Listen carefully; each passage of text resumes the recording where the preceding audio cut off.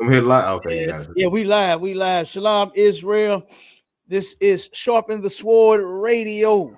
You understand? And I am the host with the most, Captain K, the Goggle Boy, and I got my hitters with me.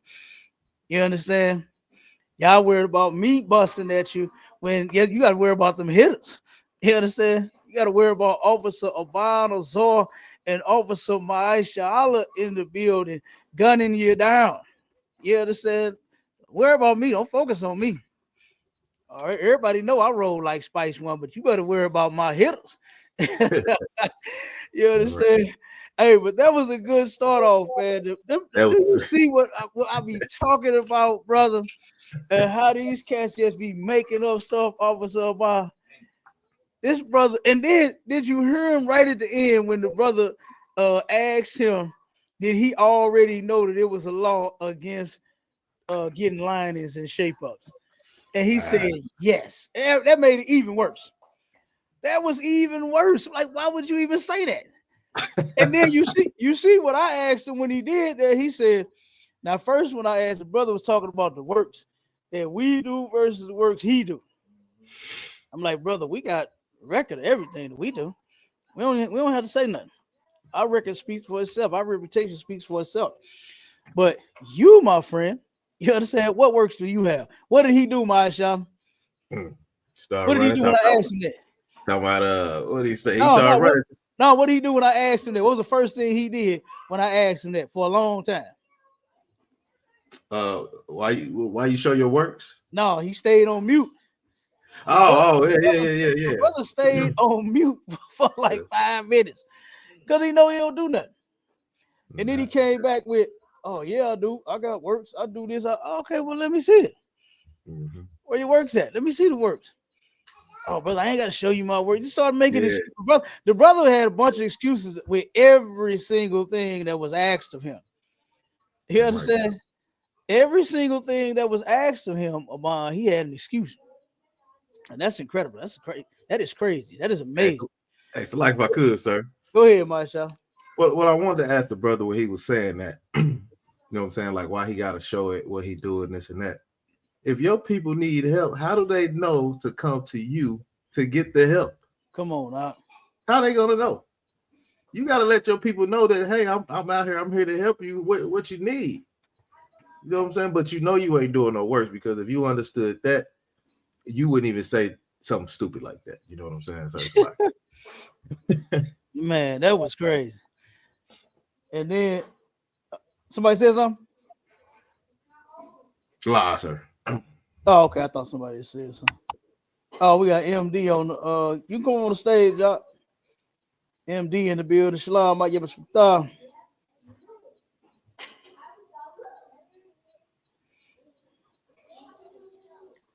Hold on 1 second.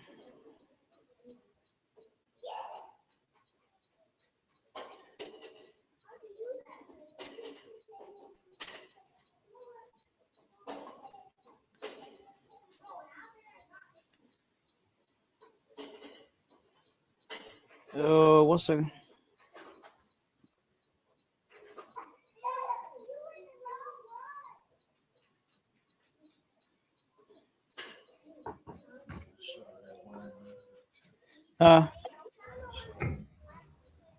What's that? Oh, go ahead. Do the thing, though. Yeah, Cap, they started off with that no cuss word thing. Hey, matter of fact, give me some of that the real one. The water word. Go ahead, Marshall. Yeah, I said at first they started with that no cussing. That was wild right there. Man, that's crazy, yeah. At the rate I'm saying, these brothers just be making up stuff, man. It's crazy. Hey, how you feel about that, MD? Where they said ain't gonna be no curse words in the kingdom of heaven, and it's unlawful to use that language. What you think about that? MD might be a slave too. Oh, go ahead. Yeah, what's with the It was your thought. I ain't heard. I just came in. I ain't heard that that out wild. I heard the kid Paul talking about how celebrating the holidays and stuff. That's that blasphemy talk and stuff. The water word. But yeah, I don't see nothing wrong. They take a little bit because they say they add something that ain't even necessary. Yeah. And miss out on the real stuff. Yeah, that's a hypocrite's way of doing things. Is actually making stuff that's not even unlawful the focus. And that's why I said what I said. I'm like, bro, you talking about a brother. Now, this was the example that he gave. He said, so if I was to come into the truth and I hear y'all talking to each other, or how brothers talk to each other on the street, like using, oh, bitch ass nigga, and nigga fuck you and all them, you know what I'm saying? And then if I hear y'all use that language, then what's gonna make me want to join y'all? I told him, I said, look, brother, someone like yourself, a coward, you can stay right where you at. You understand? That's a slogan of ours. We want no cowards in our camp. Let me make that clear. Did y'all understand what I said? We don't want no cowards in here. And if a curse word is going to stop you from serving the Lord, what I tell them, y'all, don't come here. Yeah. Don't come Stay here. In the world. Stay in the world. Stay where you at. It's a place out there, Abad, that will be real soft to him. What about this? Go ahead. Can't say nigga. Oh man, that too. It's all kind of words that you can't say. But then when I asked him about him doing the work of the Lord, he said, yeah, I do. I'm a barber at a barbershop. And I talk to people who in the world all the time. I said, brother, let me ask you a question. I said, at that barbershop that you work at, do you give brothers linings and shape-ups? He said, oh, yeah. I said, wait, so how you doing the work of the Lord when you going against it? It is unlawful for you to give a brother a lining right here. Look at my face. Right there, right there. You understand? Lining right there across all that. You understand? It's unlawful to do that. I read the scripture to the brother, and what did he start doing? My child, making excuses. Making excuses. Making excuses. Yeah. And then when the brother asked him, did he already know that was a law? He said yes. And that made it even worse. That made it even worse, MD, for the brother to know it's unlawful to do this thing and do it anyway. That's what I'm saying about the hypocrites. So like it, sir. Did he deflect it? It's static in my audio on TikTok. Hopefully, one second, Warrior. Hopefully, let me do something here. Let me check that out. Hopefully that clears the static. Maybe it was the charge or something. All right. I appreciate that for you letting me know that. No better 7. I appreciate that. You said static. Hopefully that clears it. Hopefully that clears the static. If not, I gotta try something else. Yeah. It's like it, sir. Go ahead.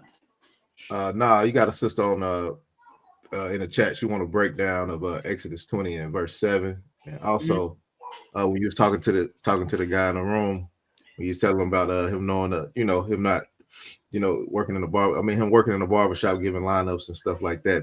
The first thing he deflected to was working for the white man. I said, "Oh, yeah, you heard him. You heard him for yourself. Come on, man. You heard him, Marshall. You heard him, brother. They come up with all kinds of excuses out.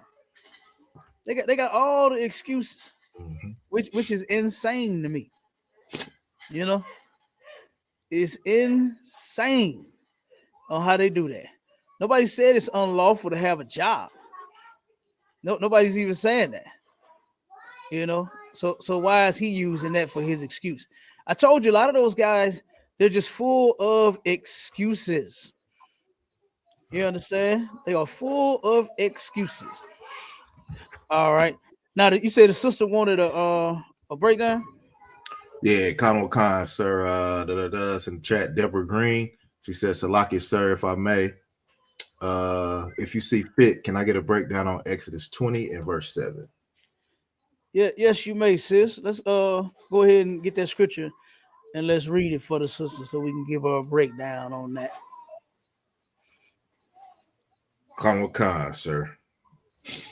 All right. Conal Khan, sir. The book of Exodus, chapter 20 and verse 7. It says, "Thou shalt not take the name of the Lord thy God in vain, For the Lord will not hold him guiltless that taketh his name in vain. Okay. And vain means what? Let's see if the sister know what the word vain. Give me that. It should be in one of these dictionaries. God, give it to me. Or it might be in here too. And you check that one and I'll check this. Sis, what's the definition of the word vain? We're gonna see if it pop up in here to give you the definition out of one of these many books that we own here.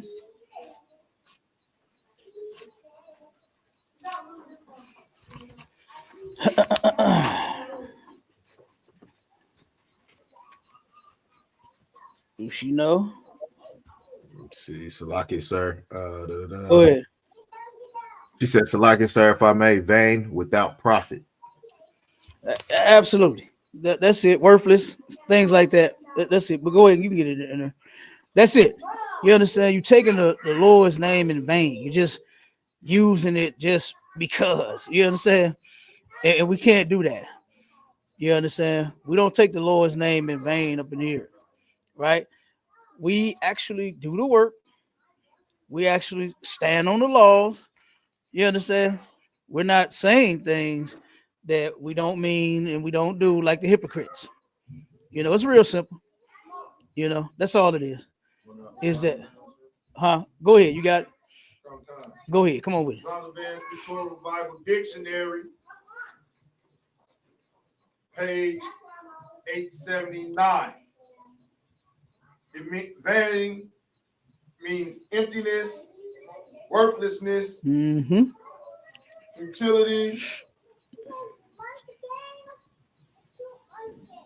the worthlessness of idolatry, and the futility of wickedness. There you go. You understand? That's it right there. To where you are using his name to do evil.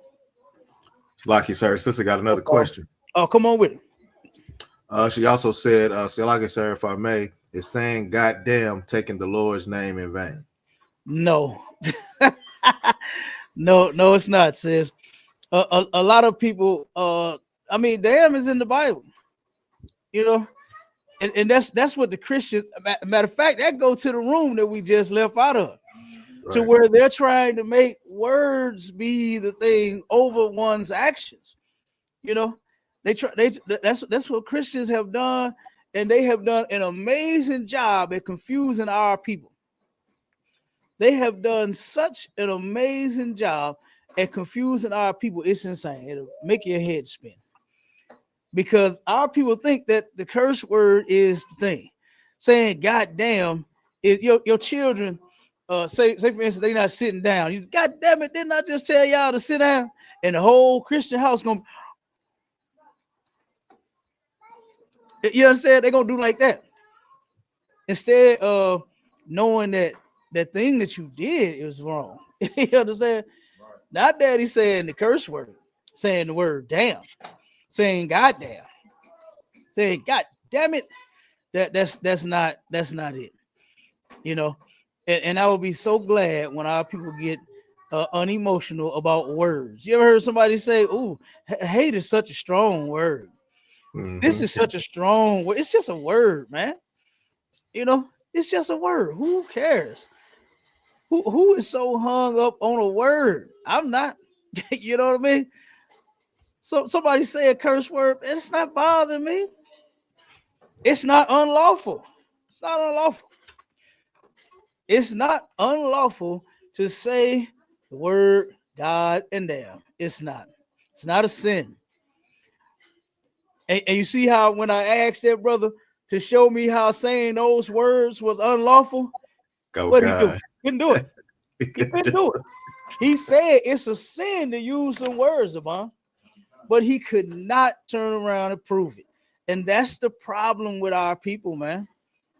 They just talk too damn much and don't even know what they're talking about. Let me help y'all out there in the world. Everybody's not in the truth. Okay? Everybody out there that claims to have the knowledge of God is not in the truth. I'm just trying to help y'all out. save y'all some emotional trauma, save y'all from a transgender coming to your high holy day. You know what I'm saying? Trying to save them from having what Yahweh Day. You see that with the mom? Oh, you see the Yahweh Day with all the chitlins and the ham, that dirty ass. Did you see that? That dirty ass ham. Oh my God, it was terrible. And look, it's no way he cooked that mess and he make it look good. It's no way. But I mean, they got to be trolling. Like, they gotta be. I can't believe that nobody's actually taking them cats serious, or even in their group, or even sitting down and celebrating your Howard Day. Where is that day at?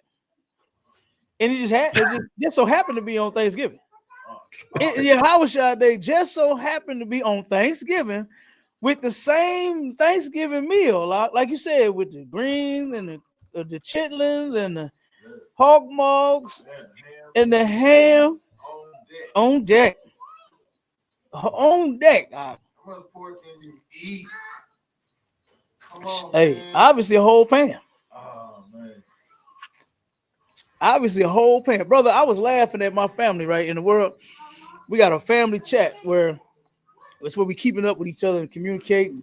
Right. You know, when they plan different things, they in there. So of course, you know, every year my family that's in the world, they plan a bowling event where they all go to the bowling alley on Thanksgiving. And of course, they be trying to get me to come every year.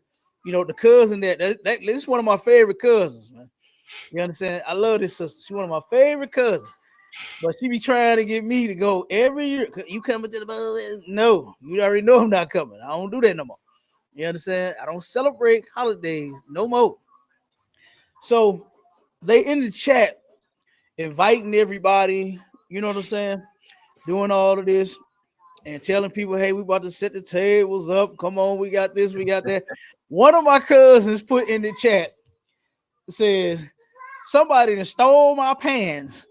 I got 5 racks in here with no pans. She got all kinds of pork. She got them pork ribs, right? And she got 5 racks of them, but no pans. Somebody has stole her pans. Oh, I saw that shit. I was laughing like crazy, brother. I said, God damn, are they stealing the pans? You know, one want to have more pork at the damn event and more trays and more plates than the other one. So they taking them from each other, man. Like that's the thing. When the pan ain't nothing but $1.25 at Dollar Tree. Right. Matter of fact, they got the 2-pack, don't they? It's 2 of them, and they got a pack of 2 of them things for $1.25. You know. So what the sister say? You got on the Yeah, Comic-Con, sir. The sister said, Salaki, sir, if I may, and Edomite told me I was unholy for using the Lord's name in vain. Let me help you out with this, sis. Don't listen to no devil when they try to tell you anything about the Bible and about God and about any of that. White people are what are they? Murderers and liars and thieves. Oh my, they're everything.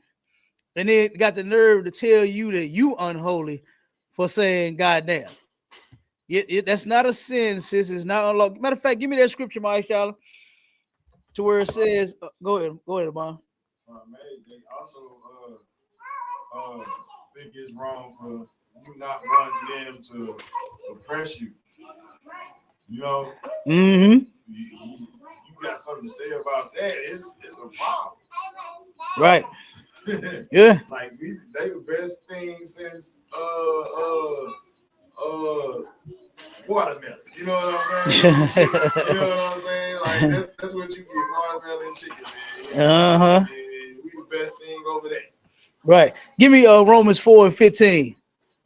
My scholar. Okay. Let me help the sister out. Don't worry about them devils trying to oppress you on your slaves, sis. Don't worry about them. Ignore them. You understand? Now I know it's kind of hard to not talk to them on the job. You know, go there, do your job. You understand? And what I do is I tell my ribs, try to have as less conversations with these people as possible. Try not to go into nothing personal. Try not to do any of that. You understand? Don't be talking to them about their kids and what they did last night. No, don't worry about none of that.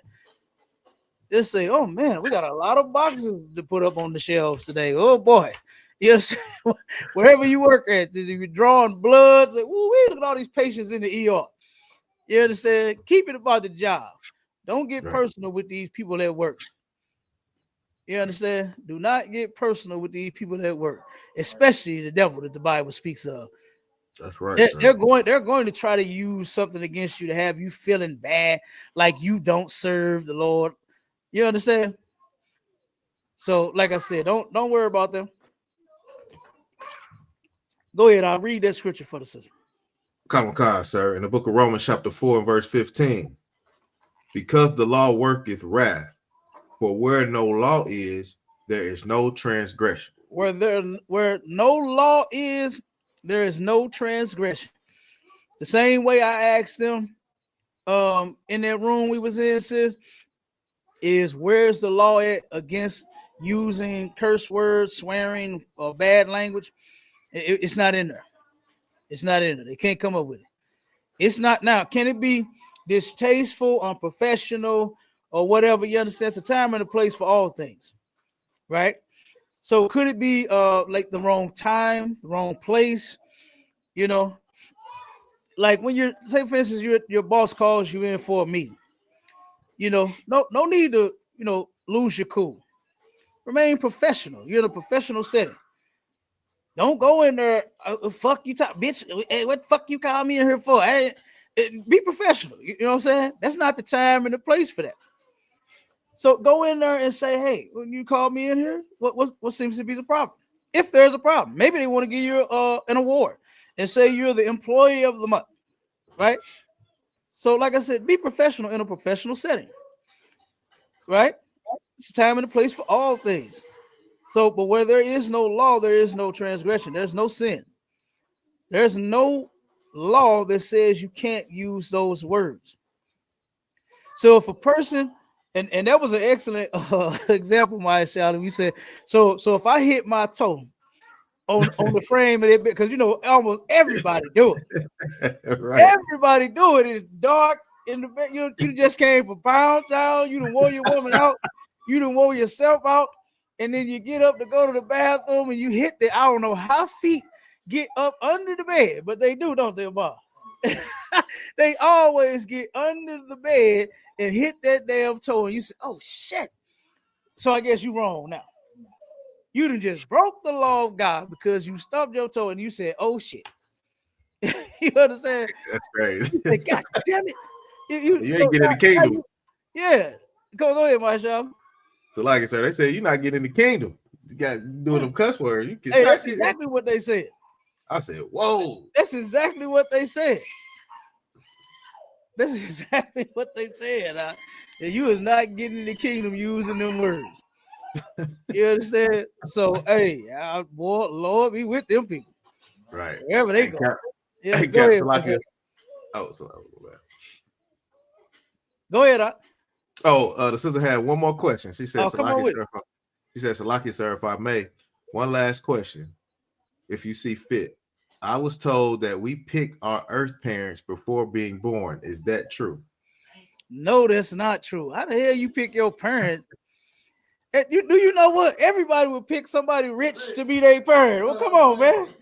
If you could pick your parent, why in the hell wouldn't Michael Jordan be my daddy? You understand? Versus my daddy, that nigga was rich. He had a little money, but still, I mean, the way he got it was, unlawful, illegal. But why wouldn't I pick Jordan to be my daddy? Why wouldn't I pick a billionaire to be my daddy? That it's a brother here that owns, mashallah, find his name for me. I keep forgetting his brother's name. But he owns a tech company. Go look up richest businessman in St. Louis. This brother owns a tech business. He got several big ass buildings and warehouses here in St. Louis, over in Illinois. The brother he got it going on. This brother, I forgot his income he made. If I'm not mistaken, the brother income, he's worth 30 or 40 or 50 something $billion. This brother got it going on. Salaki, if I could, sir. Come on with it. We got the richest businessman in St. Louis is David Stewart, founder and chairman of Worldwide Technology. That's it. Worldwide Technology. That's it. That's him right there. That's a brother. Why wouldn't I pick him to be my goddamn daddy? You understand?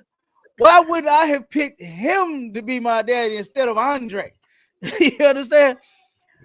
Instead of Silky. That was his nickname. That's what they called my daddy. That nigga was so smooth. The ladies was like, boy, you so smooth. You understand? Silky. That's what they called it. Why wouldn't I have chosen, what's his name, Marsha? David Stewart, sir. He's David worth Stewart. $11.7 billion. He's worth $11.7 billion. That nigga would be my daddy if I had the right to choose. You understand? That would be my daddy. You understand? No, that's a whole lie, sis. You understand? You are a seed inside of your father waiting to get released into your mother. And you have absolutely nothing to do with picking your parents. That is a whole lie. All right? That is a whole lie, sis. And my sister Zara, she owned it. Look, I already know how Zara get down on her job. She run her job, and she ain't even the damn owner or the manager. But she run her job. You see what she says, sis? Ignore them oppressors at work. She ignored him. She said, I let them know we talk about the students and other related work things. Don't come in my space nor my face. Damn right, sis. We got to put that on a shirt. Right. Don't come in my face or my space to them devils. You understand? Because they always trying to use something against you. Always. Let me tell you something. Let me get y'all a story and then we're going to get to the topic. I know a sister that turned around, boy, she can dress her ass off. Black women, y'all know how to dress the best, right? The sister, she dresses to the T, boy. I'm talking about she cold with it. You understand? Our sisters, when they put them what this song say? Apple bottom jeans, boots with the bird, the whole club. Look, y'all get the point. The sisters be dressed and looking good, right? This sister here turned around and went to work. And boy, she started popping her best tag. She said, "Oh, I'm going to work like this tomorrow." I said, "Damn, why you doing all that? Why you trying to wear your most expensive outfits to work? Why you doing that?" "Oh, I'm just going. This white lady was talking about how good I dress and how good I look. And girl, I gotta come raid your closet because you got it going on." I said, "Wait a minute." I said, "I don't think you want to do that, sis." I said, "Because white people are known for taking things and using it against you." I said, "I don't know if that's you want to do that. You know what I'm saying? You want to try to go and show off now. You understand? You might want to hold off on that." Do you know what? About a month later, the same woman that was so impressed about her wardrobe, this is what she said exactly, word for word. She said, "Oh my God, girl, I have to come and raid your closet. Oh my God, you dress so, oh my God, are you rich?" This is what she started saying to her. That's what she said to her. And the sister turned around, took that, and popped her collar like, "Oh, I'm really finna clown. Now I'm really finna show y'all how I get down." Now, and she started popping her best tags, the most expensive tags, because she wears some fly clothes. The sister can dress her ass off. I'm talking about look good too. I said, "Why are you doing that?" Said that white woman. And I said, "Wait, you better watch doing it for them." You understand? Because they'll use that against you, brother. About a month later, she turned around and said, "You ain't gonna believe this." Knowing I would. She said, "You ain't gonna believe it." She said, "Why did that white lady go to work and tell my boss that she don't think I need my job?" The boss came to her and asked her, "Are you like comfortable working here? Is this like the place you want to be? Why in the fuck would you come to this person like that? Why would you go to your employee like that and ask them, do they want to work? Did they say that they was tired of being there? Did she say, look, this is not the place for me?" But that's what the goddamn devil did, huh? That white woman went and told they boss on her. And then the white boss, dumbass, the white woman and the white boss, both of them in the same dumb white ass boat, went to that sister and asked her, do she really want and need her job? Because she got a nice ass vehicle. because she got nice ass clothes, because she look good, look better than any white motherfucker on the job. Right. And you got to turn around and now you want to question her about, do she want her place of employment? Does she want to be there? Like, you got to watch these people. You understand? We ain't just saying they the devil that the Bible speaks of just to be mean towards them. We actually mean it. And why? Because they're showing you. They show you. And I'm telling you, when I heard that, when I saw, look, I wasn't surprised. I already told her, don't go popping your best goddamn tags, because I already knew that what she was saying to her wasn't coming from a good place. You know where it came from? What's that movie? Rosewood. When they said, you know what that nigga got? That nigga got a piano. I ain't even got a piano. That's what he said about. And that's the same thing that white woman said. He said, you know that nigga, she got nice clothes. I ain't even got nice clothes. You know what I'm saying? That's what she said, and tried to get her fired. I said, oh my God, that was crazy. But it was a shock to her. It wasn't a shock to me. Because I already know how white people get down. You can't trust them. You can't trust them, man.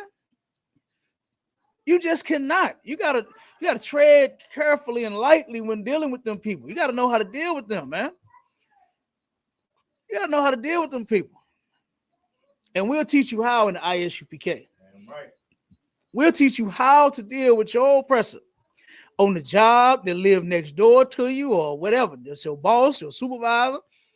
You can come here and learn how to deal with them, and you can make your life easier and better. You understand? Because you ain't gonna be able to change them. You are not going to change them at all. Everybody I know that got a slave that turn around and deal with these folks, whether you got a slave or a business or whatever, it's a problem. It's a problem dealing with all of them. Brother, I had one of my cleaning contracts, right? It was a Jewish, it wasn't the like the church and the it was a small like an office building they had, right? And turned around, brother, these bastards wanted me to come into the back of their business. They wanted me to come through the back door. They didn't want me. They didn't want the nigga to come through the front door of their staff, right on Forest Park, diagonal from the abortion clinic and next door to the it's not YMCA, is it? What's that, a bond? You know what I'm talking about? Goodwill. Okay, right there, right next to them. In that building, they turned around and told me, oh, when you come here to work and clean, hey, you and your people come through the back door. And when he told me that shit, you know what I said? Oh, okay. Ask me, did I ever go through the back door? This ain't the 1600s, 1700s. Oh, who the fuck you talking to? I ain't coming in no back doors. Are you crazy? Right. I park my truck and all my employees park right behind me at the front. We coming in the front door. That's where we going. We don't go around the back door. And then this was what's so crazy about that. We didn't even have access to the back. The back had a whole gate. You needed a code and we didn't have it. So the bastard wanted us to go through the back door knowing that we didn't have the code to the employees and the tenants parking lot, because it's a big building and it's got offices in it. It's got businesses in it. It's got a gym in there. It's all kind of stuff in there. And then they turn around and then they got the apartments on top of that. That's what they got. And then they know that we didn't have the code. So why are you telling me you want me to come through the back door? Trying to set us up for failure. Right. And you know what I said to him when he started talking? I said, oh, okay. When he told me to come through the back door, oh, okay. Because we don't have the code. We do not have the code to the back door. You understand? So I paid that shit no attention. And this white boy every doggone day kept complaining. So, man, why don't you guys come through the back? I said, because we park on the front. But you're supposed to come through the back. All right. Okay. And we kept coming through the front. We don't have the code. And then more importantly, I ain't coming through the back door. I'm coming through the front. Simple as that. So, like I said, these people are horrible, man. That's how they do us on these jobs. I know everybody that work a slave or own a business or do whatever dealing with them people, man. You got some type of story. I'm sure you do. I know you do. Because we are in hell. What you call it, Officer Obama? This is Saint Lucifer, Hell Zuri. You understand?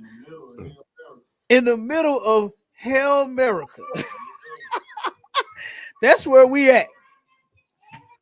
We're not in Kansas anymore, Toto. You understand? We're not in Kansas anymore, Toto. Okay? We are in hell, brothers and sisters. And these people are going to make sure that we live like it every day. That we're going to know it every day. That we're going to know that we're not accepted every day. You understand? And the only thing for us to do is to come together like what the Bible said. You understand? Give me that in Zephaniah, my Shala. Con, sir. Zephaniah, was that 2 and 1? 2 and 1, sir. Yep. Yeah, give me that. Look, Bond always be pulling this scripture, boy. Right. He always be pulling this one. And it be on point, too. All right, sir. The book of Zephaniah, chapter 2 and verse 1. Gather yourselves together. Gather yourselves together. Keep going. Yea, gather together, O nation not desired. O nation not desired. Who is that? That's us, man. That's blacks, Hispanics, and Native Indians. Nobody accepts us and wants us anywhere. We're just a problem to these people everywhere we go. And nobody wants to be next to us. Nobody accepts us. And you know what that should do? That should make us accept each other more and more. Right. You understand? To the point that where, look, I be riding around and I wish that I didn't even see half of the people that I saw riding around. I wish I only saw another brother or a sister everywhere I turn, every corner I turn. I be hoping to see a brother, but God damn it, it's an East Indian. Right. It's a damn devil. It's an African. You understand? Hey, Officer Bond said you can spell them before you even see them. Hey. You understand? It's a goddamn Arab. It's a Chinese. I got to see all these people before I see my lovely brothers and sisters. And that shit be getting on my nerves sometimes. I can't wait till we in a place to where we are the first class citizens and not them. You understand? And that's what the Bible promises. The Lord said that he's going to turn around and he's going to save us from this hell. This hell, these tables are going to turn. And the Most High is going to make sure of it. Our king and the angels, they sitting up there waiting to do it. They ready. Even though you got goofy Negroes teaching that angels is training for war on the other side of the sun, they already ready. You understand? I don't know who would teach you such a thing, such a purple thing, but good damn night. You understand? The angels up there training war. Good God, y'all. What is it good for? Absolutely nothing. Say it again, y'all. Wow. Yeah. Hey, that shit is ridiculous. Thank God for the truth. Come on with it. Came down to earth to get some food. Oh man, come on. They don't even got a mama. Who even said? Come on, man. Who? Oh my God. So the angels in heaven saw all of this booty rocking everywhere, and they had to get them some. They had to have them some. So they turned around and came down here and started snatching up all of the booty. You understand?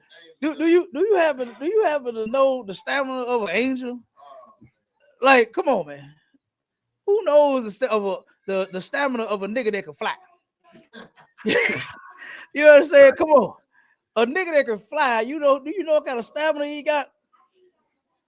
And then to get him to take you to Pound Town, are you crazy? Right. Are you kidding me? Like that's insane. But yeah, they infatuated with that nonsense and them lies. Let's get to this topic, man. Let's get to the topic, Aggie. You understand? Let's start pulling these statistics. Let me start with some of these videos that we got to where we are going to show you. Let me see. This is the Big Bad Black Mama edition. All right. And what we're gonna be doing on Defile Not Thy Child, we are going to be bringing awareness, light, and solutions. You understand? To the things that are plaguing our children. I know a lot of people don't care about baby's kids, but we do. Right?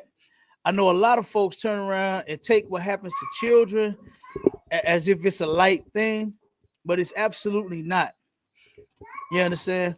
And I want to turn around and I want to play some videos of some sisters telling their stories, and even a brother. I think we have two brothers in here. Them telling their stories of how their mother mistreated them as children. Because, like I said, this kind of stuff, this is something that we absolutely need to fix. You know what I mean?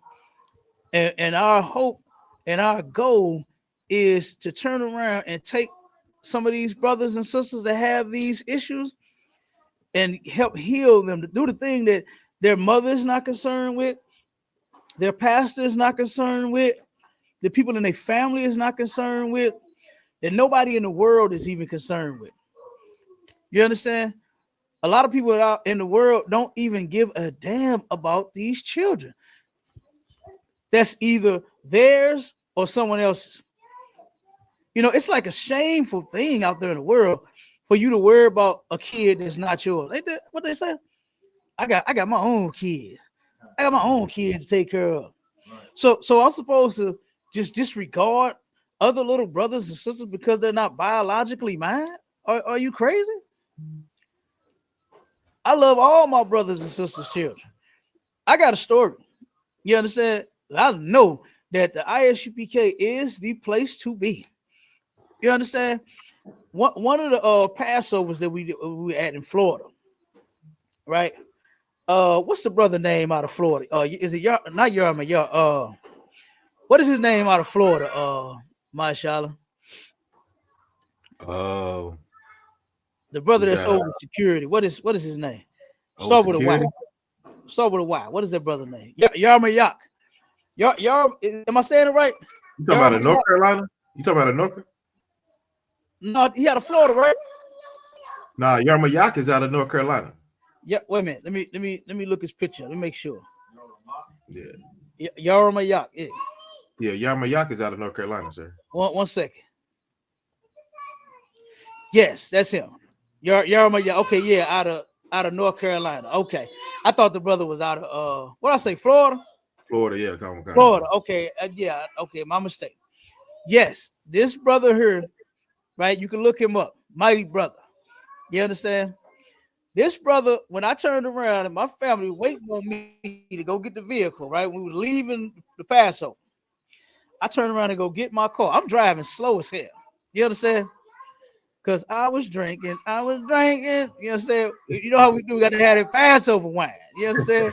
We had the wine and the Passover, brother. We kicked it. Oh my God. We had a glorious time. And guess what? I'm driving slow, right? And I pull up to pick my family up, right? And I saw my son, my youngest son. He's 8 now. But I saw him and he was dancing and playing, waiting on the car, right? The brother he looked over and saw me driving, pulling up to the point, and he turned around and picked my son up, one damn arm, one hand, picked him up and put him behind his back and stood right there to make sure that my son didn't get hit by that vehicle. You understand? And this ain't his son. This is not his son's mine. You understand? But guess what? That's how we are in here. We ain't just worried about ourselves, man. We worry about each other. We care and we love each other. You understand? That's in the Bible. Give me that scripture, Masha.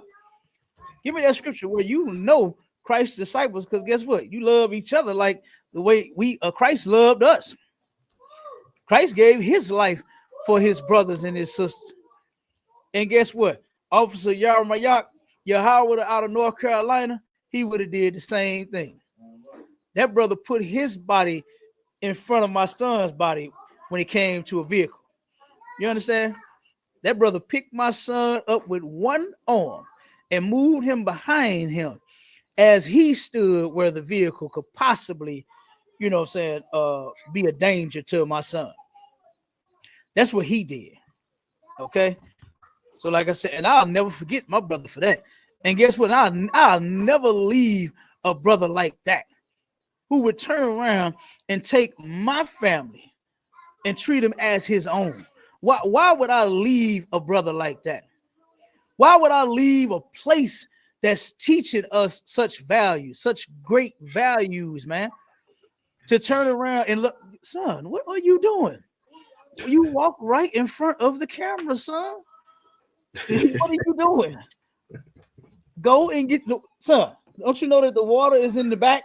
Why are you up here? Hey, so I can put another case of water in the fridge. You heard him talking about you, Cap. Did you see? Yeah, and that's the one I'm talking about. That's the one I'm talking about. They got picked up with the water arm and put behind the brother's back. Yeah. It's him. Not only is he walking in front of cars, but he's walking in front of cameras. You understand? The soldier is walking in front of cameras. You understand? But look, guess what? Hey, we love the kids in here, man. You understand? Look, Commander YAHANNA said, let them play, let them talk, let them do what they doing while we holding down this class. Because guess what? In a minute, they gonna be in here teaching. Yeah, right, sir. You understand? Hey, but he walked that big head right in front of the camera. Yeah. He heard somebody talk about him, sir. Like, oh. Hey, but you get the scripture out. You want that John 13 and John 13 and 34? Is that the one about you? They will know you are my disciples, for how you love one another the way I loved you. Yeah, come on, sir. Come on with it. Read it. Come on, the book of John, chapter 13 and verse 34. A new commandment I give unto you, that ye love one another as I have loved you, that ye also love one another. Okay, so you see that, right? You're supposed to love each other, not that nonsense that brothers make up out there in the world, and sisters make up out in the world, talking about I got my own damn kids. You understand? These are my kids. My brother's kids, they're my kids too. I treat them like they my own. I'm gonna look after them like I would my own, not just my own. We ain't silly and selfish like that in here. You understand? We ain't selfish like that in here, man. We are responsible for each other. You understand? We are. And that's how we live in here. So I just wanted to use that as an example before I go into these videos, because it's terrible, man, how these man, just wait till you hear some of these stories. Hold on. Let me see. Let me get the first one real quick to show you how these mothers are treating these girls, man. Wait a second. Hold on. I don't think this is the one that I want to start with here. Salakia, sir. Go ahead. You got a brother comment. Was it Trunk and Fetch? Style my nephew out, Cap. that's Officer Q down there in Kansas City. Yeah, look, that's another brother that'll hold it down for his goddamn nephews and nieces like they his. You understand? All right. And I do the same for his children. I don't know where these cats come from with all that foolishness, but it ain't in the ISUPK. Damn right. You understand? We don't get down with that nonsense in the UPK. All right. So let me play this first video here. Cause I know now, but looking at the time, Michael, we didn't pass the time up a little bit. But I know we ain't gonna get to all of these videos. So of course we'll have some on the next one. Because like I said, we're gonna keep running these shows right here. Like we do all of them. You know, all of the different topics that we come up with, you know, we are running them all right, and we're gonna keep them going because our people need to turn around and they need a solution to this stuff now. They don't need to keep talking about it. They want and need solutions. And I know that there's nobody out there giving them to them because there's no solutions in none of them organizations. All right. But let's listen to this real quick. Listen to this little sister tell her story about her mom and how her mama treated her.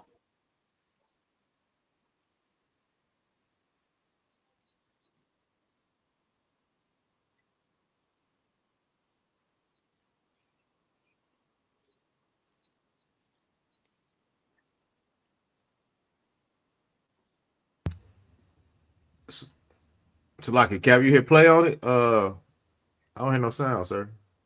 You can't hear it? Nah, sir. I can't hear You don't see it? I can see it, but I don't hear it, sir. It's actually playing. Yeah, let me hold on one second. Let me see what's going on. Hold on. Let me see what's going on. Because I got the volume on. And mine might be frozen. Let me see. What about now? Can you hear it now? Nah, sir. Damn, hold on. Hold on one second. Let me drop it. Okay, I took it down. Now let me pull it back up.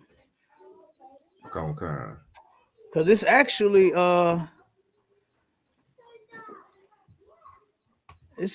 playing. Hold on. Back there. Yeah. In the back. Everybody in the room saying no, everybody in the chat said no volume, sir. No volume. Okay, hold on one second. Hold on.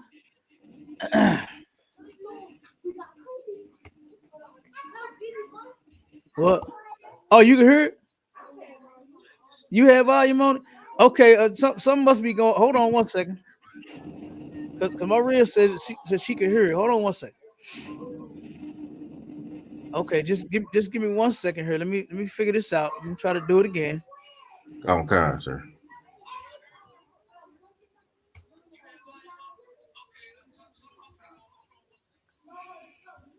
Okay, so the volume is off now. Now I'm about to share it. Let me see. I turned it on. I'm finna share the screen. It's up again. Can you see it now, Mashallah? Live, sir. I don't see it up. I just You see can't me and see you it? on. Okay, hold on. I just see me and you on the screen right now. Okay, hold on.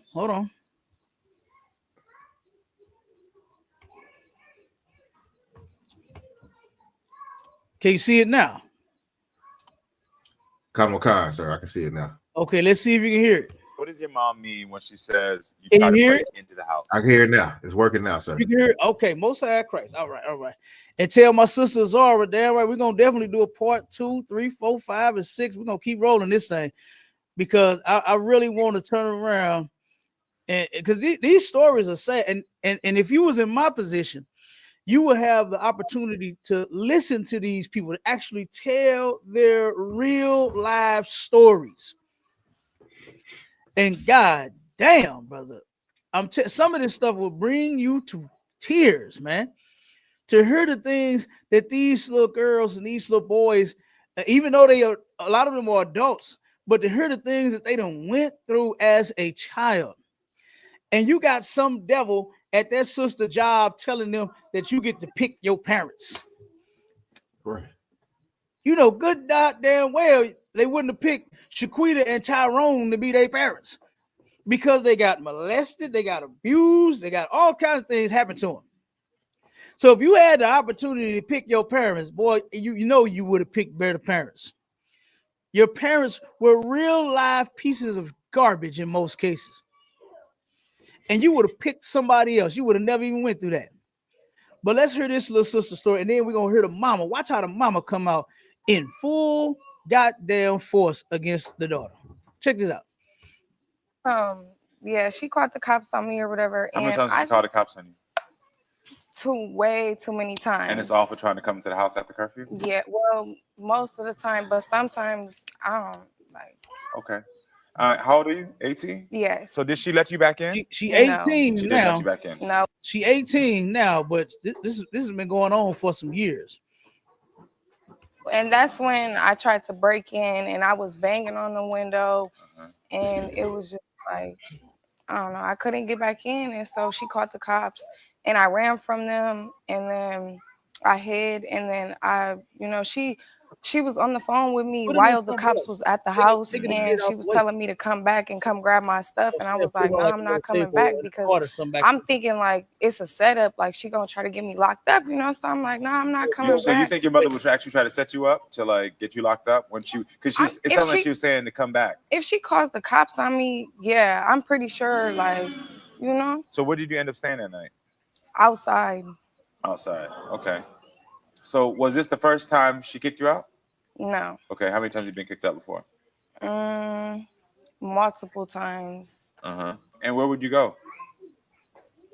I don't be having nowhere to go for, so like I would just try to find my way around, text my friends. And so let me just make sure, because like I'm gonna hear your mother's side of the story as well. So is this just for missing curfew, or there's other behaviors? There's other behaviors, disrespect, not listening, but okay. Disrespect. Now, because I want to hear from your own mouth. What do you think? Why do you think your mother did And I can take accountability of my actions and mistakes for myself, You smoke weed? Yeah. Does your mother agree with that? No. Okay. And what time is curfew? 12. 12 o'clock. Okay. Yeah. When you would get kicked out of the house, you would still go to school? Not all the time. I would miss school most of the time because I had to worry about where I'm going to shower, where I'm going to sleep, stuff like that. And I didn't really have clothes. So it was embarrassing to the point where I just stopped going to school. Are you in school now? No, I'm currently trying to get back in. Okay. I heard you got into an argument last night with your mother. What happened? So basically, I went to the liquor store. I grabbed something to drink. Were you grabbing liquor? Or yes. just you grabbed some liquor? Okay. And so she got upset because they didn't ID me or whatever. Like, she literally left out the store. She left me. We is in a whole different state. Why are you leaving? Why would you leave me? Like, that's not right at all. You think your mother likes you? No. You think your mother loves you? When was the last time you heard your mother say I love you? Probably like before I turned a teenager. Well, I want to hear what your mother, Nina, has to say about the situation. So before she turned into a teenager, that was the last time she heard her mother tell her she loved her. And what a lot of these sisters don't want to do is take responsibility for these children turning out the way that they turn out. I guarantee you she's just like her mother. Now, that's what the song says. She get it from her mama. You understand? And that's who's raising you. And that's where a lot of this behavior is coming from. It comes from your mother. And a lot of them don't want to admit that. All right. But here come the mama. Watch this. Please welcome Nina to the show so we can hear her side. Hi, Nina. Thank you for being here. Thank you. Yeah. So how do you feel about just what was just said? She lying. She lying. Yeah. Okay. I'm lying about what? Damn near everything. Tell me. You try to act like a little angel when you're really a little witch. I want to call you a bitch, but So you think she's a witch? Yeah. Okay. Are you worried about her whereabouts when she goes out? No, I don't, because she doesn't care that I care. But you are overprotective. I don't understand. You were a teen once too, so why? But I was nothing like you, though. Okay, but I'm my own person. I'm my own person. Okay, and I understand you're your own person. You know what I'm saying? I don't have to be like you just because you weren't like that. And I'm not saying, and I'm not saying that you got to be like me. When you were younger, I don't have to be like that. I'm my own I understand person. your own person. I'm not saying that you have to be anything like me. We're two different people. Yes, that's true. But the thing that I want is respect from you. Okay, I need you to open up more. So you don't feel like she lets you know what's going on in her life? She doesn't. And I don't understand why. She knows that I'm very understanding. I don't snap to just have attitude just to have it, but it's just like, I don't know what's wrong. But why would I tell you anything if you don't like me? You always tell me you don't like me, that I do. You hate me and a lot of stuff. Yeah, I don't like her because she's nothing like I said, we are our own person. What happened the last time from your point of view? Did you hear her say that she don't like her? Just hold. Did you hear her say that she don't like her own baby? I don't like her. I don't like her. You understand? She don't. And that's the whole point. You heard her when she came out, she said she a witch. I Yeah. would have called you a bitch, but you a witch. And you created her. You turned around and had her. And that is insane, this stuff that these mothers are doing to these kids, man. They're setting the tone, the example, doing all of that, you know, doing all the stuff in front of the kids. They wonder where they get all this, dealing with different men and sneaking out the house and all. They did that same stuff when they was kids. You understand? The sister Shapala said, "Khan, sir, we are a product of our raising and a product of our environment." Absolutely. Absolutely. I got a little cousin that called me crying. This brother, he grown, right? He's an adult. The man is in his 20s, getting close to 30s. And he called me crying about something that his mother said, my auntie. He said, "Because I can't believe that she said this to me." I said, "What'd she say?" She going in on him and the fact that he does drugs. And she said he was talking about her. I mean, she was talking about him and all the stuff that he do and all the drugs he owned and all this. And at the end, he said, "But I got it from you." That's what he said. She was on drugs the majority of his life. And now it was a shock to her that he is on drugs himself now. When you showed him how to get on the drugs, instead of you teaching him how not to do drugs, my children will never see or hear anything about their daddy getting high because I don't get high. Right. I don't do drugs. So there's no mistake about it. I teach them how to stay away from drugs. You understand? I remember someone very close to me turned around and told me something very valuable that I deem very valuable. I was told as a kid, "Do as I say and not as I do." And goddamn it, when I saw what she was doing, I said, "Oh, you right. I don't think I want to do that." You understand? I don't think I want to get high and smoke weed. You understand? That's what I saw. It was unattractive to me. So when I turned around and saw that, and then when what she said rang in my head, I said, well, that was wisdom right there. And I took that. And I did not do what I saw my mother doing. My mother smoked weed. And I sat and I saw her smoking. And she turned around and that's what she told me when I saw her smoking. She said, "Son, do as I say, not as I do." She told me not to smoke. And me, I took that example and I rolled with it. I said, "Okay, yeah, I'm not going to smoke." You understand? Because I don't even like the look of that shit. I don't like the smell. I don't like the look. It looks terrible. It smells terrible. It's terrible. And she taught me a very valuable lesson that day. But I know some don't take it like that. You know, some ain't like me to where they take that example and roll with that and never use drugs. Some turn around and be the very same drug addict that their mother or their father is. Right. They'll be the same drug addict or even worse, like what my little cousin is doing. You understand? He was just the same as his mother, and he didn't understand why and how she could say such a thing to him. Like, "Where did you get this from?" She didn't take responsibility. She telling him, "I don't know where you get this from. I don't know where you get this drug shit from." And you, what are we talking about? His mother was on drugs the majority of his life. His father, he know his father, he was in his life, and you know, very little, but something happened. I can say I don't know the whole story, but he wasn't there much. You know, probably couldn't deal with my auntie. You know what I'm saying? That's probably what happened. But yeah, she turned around and broke my little cousin's heart with that and told him, "I don't know where you got this shit from." That's what she said. All right. So let's share the next one real quick. Can you see it on the screen, Doc? Come on, car, sir. I can see it on the screen. Okay, let me know if you can hear it. Can About you your hear it? mother kicking you out. Okay, Come on, car, sir. Come on, car. Okay, I what's woke that? up that morning. I was very tired because I always take care of my 2-year-old nephew. Like I'm always taking care of him, doing everything for him when that's her responsibility. Okay. Which I just had a deceased niece. And real quick, I forgot to read the comments that was in the last one on the last video, where it was talking about the teenagers and how they just don't want to follow the rules, so you get put out and all that kind of shit.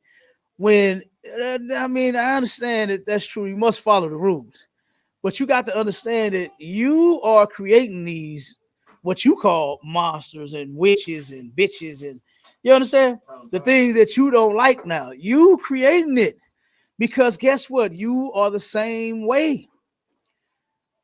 You are the same way, and you can't turn around and create the goddamn monster and then don't want to deal with the monster. Don't want to take responsibility for the thing that you've created. What's that Frankenstein movie? She's alive. That's how it is.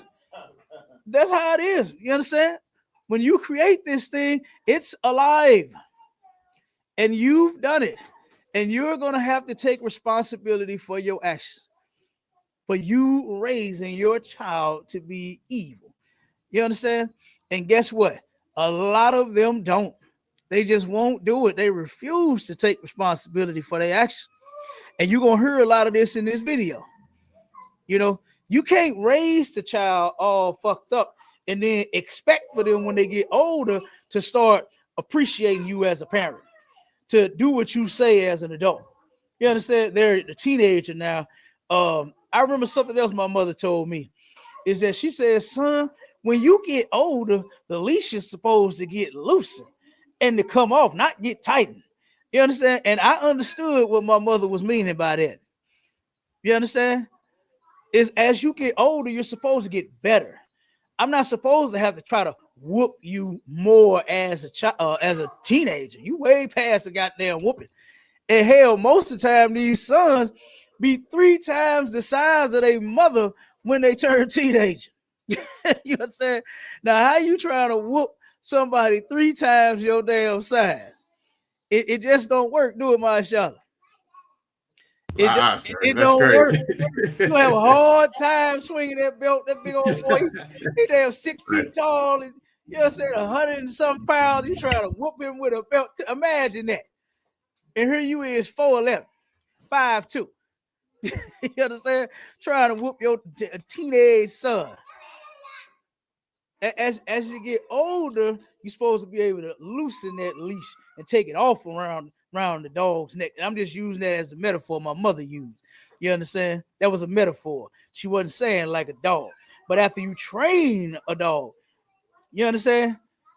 Guess what? You know how the dog, once you teach it how to go outside to pee, once you teach it to go in the bowl to eat and not knock the bowl over and spill it all over the floor and all of that, once they train, they good. You ain't got to deal with it no more. Once you got to keep training your children. That's what the Bible says, to train up a child in the way in which he should go. Then when he gets older, he will not depart from it. That's the part that our people are missing, is they are not teaching these children which way to go. And the way to go is by God's laws, statutes, and commandments, not just the rules in your house. See, if we taught these kids about drugs and how to stay off of them, they wouldn't get on them. Because guess what? You doing them as a parent. Most of these parents are using the drugs right there in front of their kids. And then you shocked because they get older and then they want to do the drugs. A lot of these women are bringing men in and out of their goddamn house. I remember back in the day, boy, it was uncle and cousins so much. I was like, whoa. How in the hell does that look? Uncle and cousin going in the bedroom with your mama and you hearing noises after they go in the room. But that's my uncle in the bedroom with my mama. That's my cousin in the bedroom with my mama. That's what black women used to tell their kids back in the day. Me and your cousin finna go in the room. You stay up here.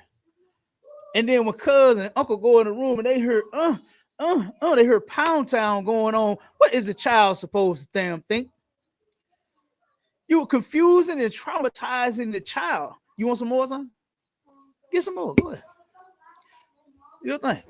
So you're confusing the child. So, like I said, this is crazy, but check this one out. Let's listen to this one. And then I'm gonna make sure I read this sister comment on this one before we get out of here. That passed, so she's real up and overprotective about him. So I woke up that morning and she walked in there. She was like, well, get up and take your nephew to school, but she's not doing nothing. So I'm like, why you couldn't do it? She didn't even say much. She just started arguing with me, yelling. Then she called the police. So after she called the police, I'm like, why would you call them? Usually when she called them, she told them I'm not supposed to be there. So I got real scared. You said usually when she calls them. So this is a reoccurring. She called them all the time. On you. So when she called him this time, I knew she was gonna try to, she's not supposed to be here, send her here. But this time I had been and got put on probation. So I was real scared about her calling me. So when she called him, I just instantly started recording them because, you know, when you want to call the police, I'm going to pull out my phone. I got my proof. I know what I done. I know I ain't did nothing wrong. So I recorded, and they basically just asked me a few questions about, do I live there? Do I got stuff in there? And I did. So I told them what happened. So you sent my producers the video that you said you took that day. Can I see it? All she did was kick me out this morning because I didn't want to wake up and feed my nephew, and I got the messages.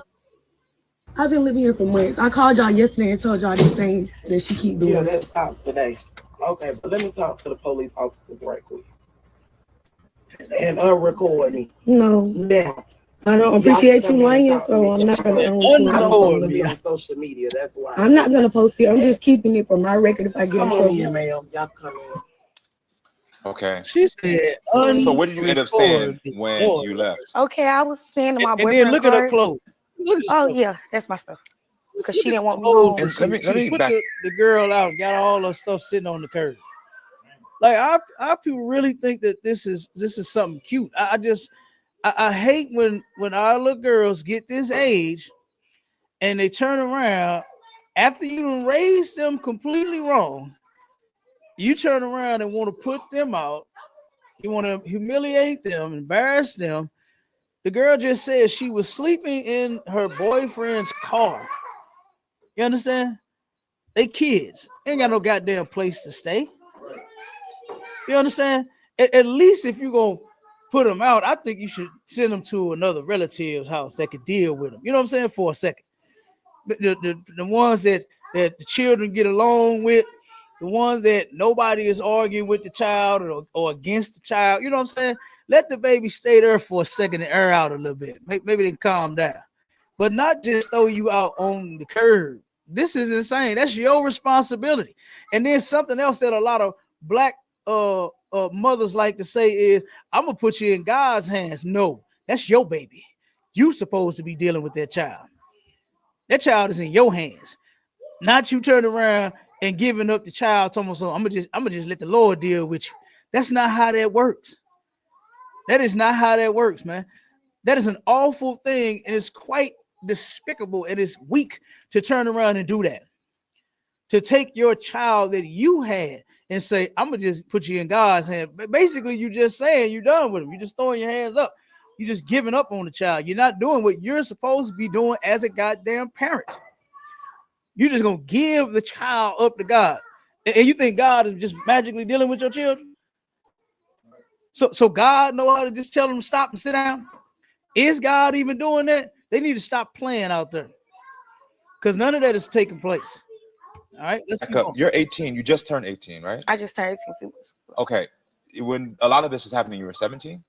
No, this just happened. Okay. All this just happened like right before I came on the show. Right before the show. But you said there was your police being called and all this stuff. So yeah, like she usually called them a lot, but the only reason she started calling them because they put me on probation. After they put me on probation, she just called them every time. Like, what are you on probation for? Okay, my mom, she be putting me out. Now check this out. Check this part out. I'm gonna skip through it after she say this. I'm gonna skip through it. Hey, what's up, Kurt? Around the time that I was 17, when she first put me out, I had to go sleep with a man for somewhere to go. Okay, that man, he slept with me that time and he didn't give me anywhere to go. He put me right back outside after we slept together. That made me real uncomfortable because I slept with you to have somewhere to go, and now I still don't have anywhere to go. So I broke his windows. but it was only because I needed this. You didn't give it to me. I gave you what you wanted. And basically after that, you know, I'm sorry. I hear you, baby. I basically, you know. You don't gotta tell me more of the story. I understand. Yeah, that's crazy. To turn around and put the girl out the house, and she has to go sit. Well, she didn't have to, but this is all she knew how to do in her young mind at the age of 15 was to go out there and try to get a place to stay. And she thought having sex with a grown man, whoever this man was, is sick as hell. You understand?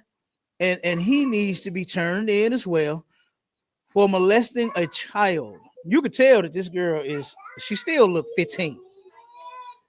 She still looks 15. And this dude took advantage of a child, said, I'll give you a place to stay, and then violated her because he's an adult. Violated her, and then turned around and didn't let her stay in the house, so she got mad and busted the man's windows. So now, then he called the police, and then now she's on. I don't see how he's not charged with that.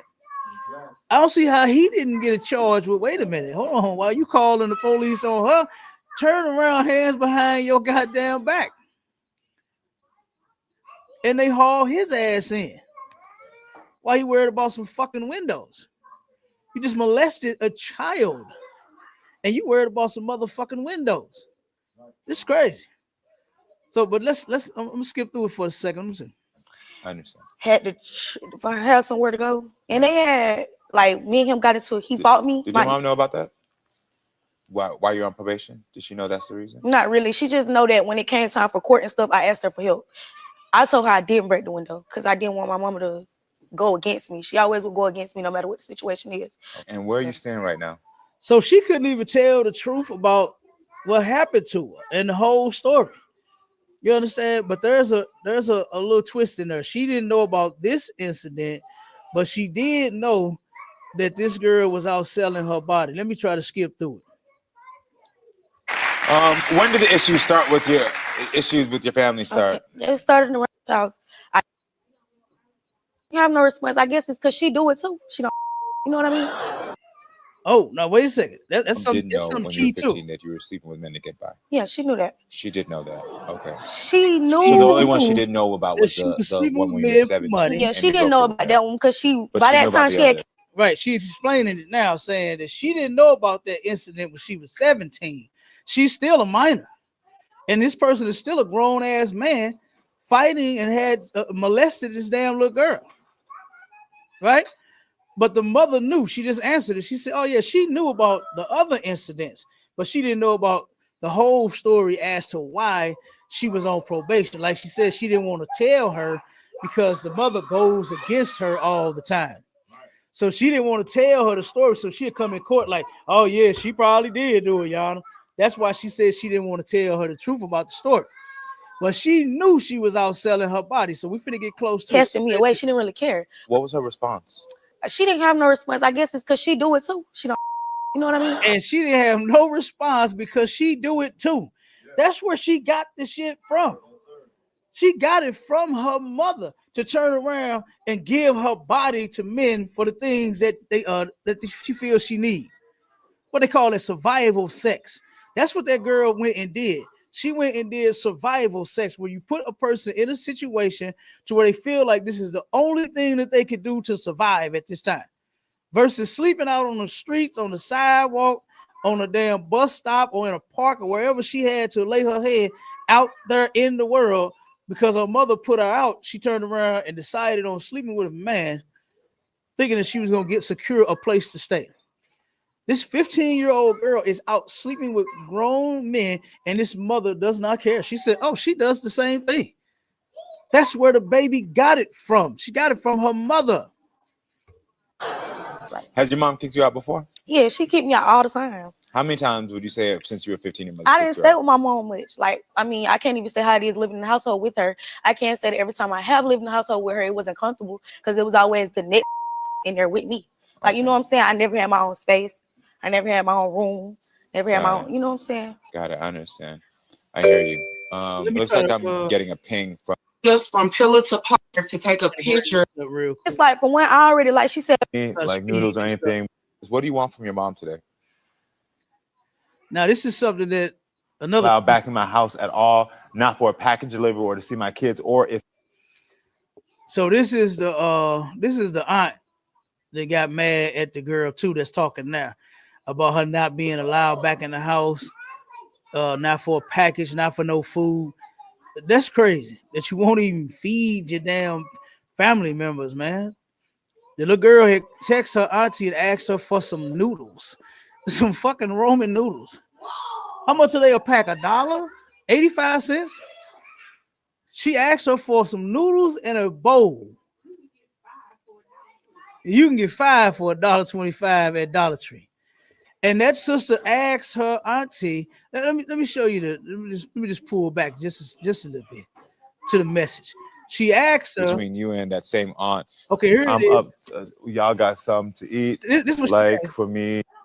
She said, I'm up, TT. Y'all got something to eat, like for me to take with me, like noodles or anything, but I'm gonna need a bowl. The sister just asked for a bowl and some noodles. And this is her take with me, auntie's response. like noodles or anything, but I'm gonna need a bowl. This is you texting your aunt. Yeah, because I used to work and I needed that for work. You're not allowed back in my. Okay, this is her response. Alongside all of that other stuff that's kind of blurred in the background. This is a long message that her auntie sent her. And she told her, you're not allowed back in my house at all. Not for a package delivery or to see my kids or if you hungry. That's her response to the little girl. She couldn't get a bowl of noodles. This is how they out here treating these kids. They raising them like this. You doing the exact things that the child started doing. That's where she got it from. And now it's, oh, you know what? Oh, no, you ain't loud over here. You this. Now the child, the one that's supposed to have been being raised the right way, being taught the right things, and being protected, she's obviously not protected. She obviously was not taught anything nice. She even says it. She goes on to say, you never even taught me how to be a woman or anything. You never taught me nothing. But you mad at me, you holler at me, you cuss me out, you call me bitches and hoes and this and that. You gonna go watch this whole thing. This is on the Karamo show. You can go watch this whole video. She says all of this. And when the mother comes out, let me skip to the mama. Let me get to the mama real quick. Let me just bring the mama out here. Let me bring the big bad black. So everyone, please welcome Shanta to the show.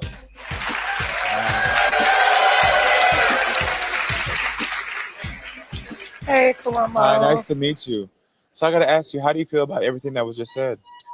So, Samaria, what we're not going to do is sit here for the Karamo show and tell lies so that we can get the proper help for you.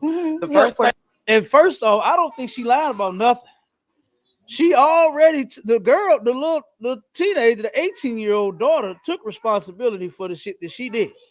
Matter of fact, when you go and watch these videos, damn near all of them admit. The first one admitted, yes, I do this. I come in late. I sneak out. I drink. I do this. I smoke. She admitted everything wrong she do.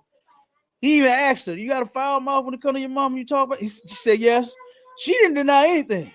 But immediately all of these mothers come out and they're just like, oh, no, what we're not going to do is lie. Yeah, all of them come out there the same doggone way. Why? Because they just lack accountability. You understand? Thing is, you very disrespectful. Yes. She even admitted to being disrespectful. She said, yes, she's going right behind us. Yes, I am. I am. You don't know how to talk to me as a child. I'm your mother. You're not my mother. Now listen, watch this. You're at the age of 18 that makes you part ways grown. Not all the way grown. As long as you in my house, there are rules to follow. But I barely in be my in the house. As long as you're in my house, I barely be in there the are house. rules in my house. You don't let me in the house. When you're there. Okay. Yes, I put you out. And it's the reason for me putting you out. Mm-hmm. You use profanity towards me. Mm-hmm. You don't know how to talk to me. Not only that, and don't you do that to me on a regular though? You have Don't you do that to me on a regular though? This is how the little girl is being treated. This is how she knows how to respond that way. That's why she doing it. You do her like that. You sit and cuss her out. And she's about to admit to it. regular, not just when we're arguing, when we're going through it on a regular. You have manic behaviors to where you destroy property. I do not have to tolerate that from you. Do I have manic behaviors because baby, I'm old school raised. You understand me? Old school. No, you're not. You know what I'm saying? What you are is traumatized raised. That's what you are. You're trauma raised. And then you put that right onto your child. All of your traumas that you went through as a goddamn child, now you're doing it to your daughter. That's what happened. She ain't old school raised like what she's about to say. You understand?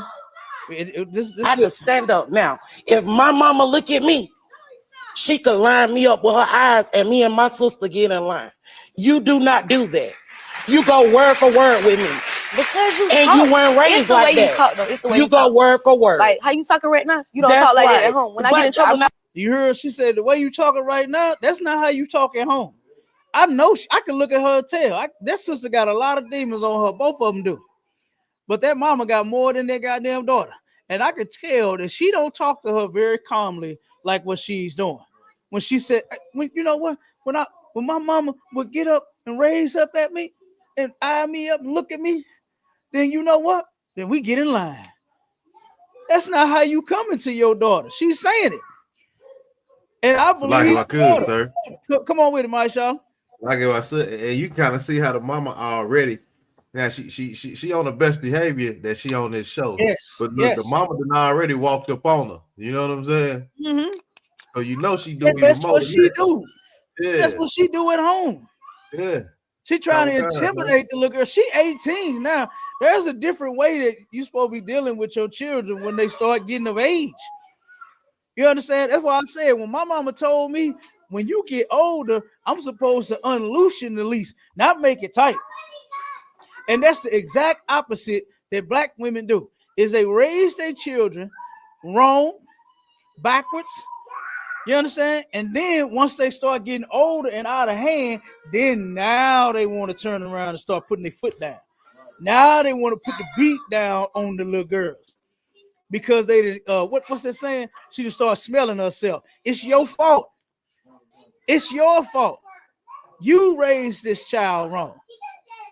And is she about to get into some more? I'm not gonna use any profanity on this show, but Karamo, I do. Yeah, like because like as a character, if I call her bitches, what you mean? Hoes, I'm just being honest with you. That's what I do. And that's what she do. You call the little girl bitches and hoes, and you expect for her to respond to you? Yes, mommy dearest. Yes, mommy dearest. No more wire hangers.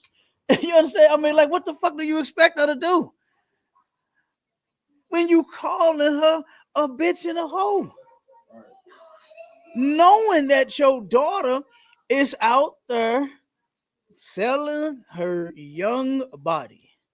This is insane. Let me get to this other point real quick, and then we're gonna skip to the next one. This where the brother went in. Ask me for things. If I have it, I give it. Mm-hmm. And you barely have it. So do you want a relationship with your daughter? I do want a relationship with her. Yes, I do. You do. Hold on. If she thinks she's making a grown decision or not, doesn't understand her body.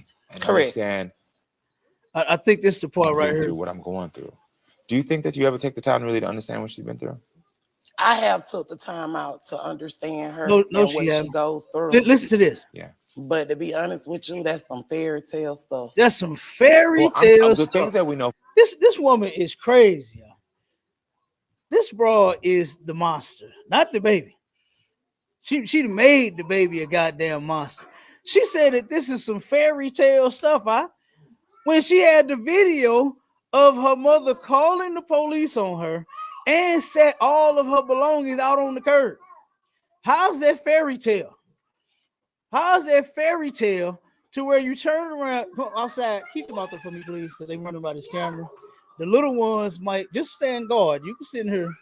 I need you on Shamar, okay? No, we don't keep our women on Shamar, but I need you on Shamar, okay?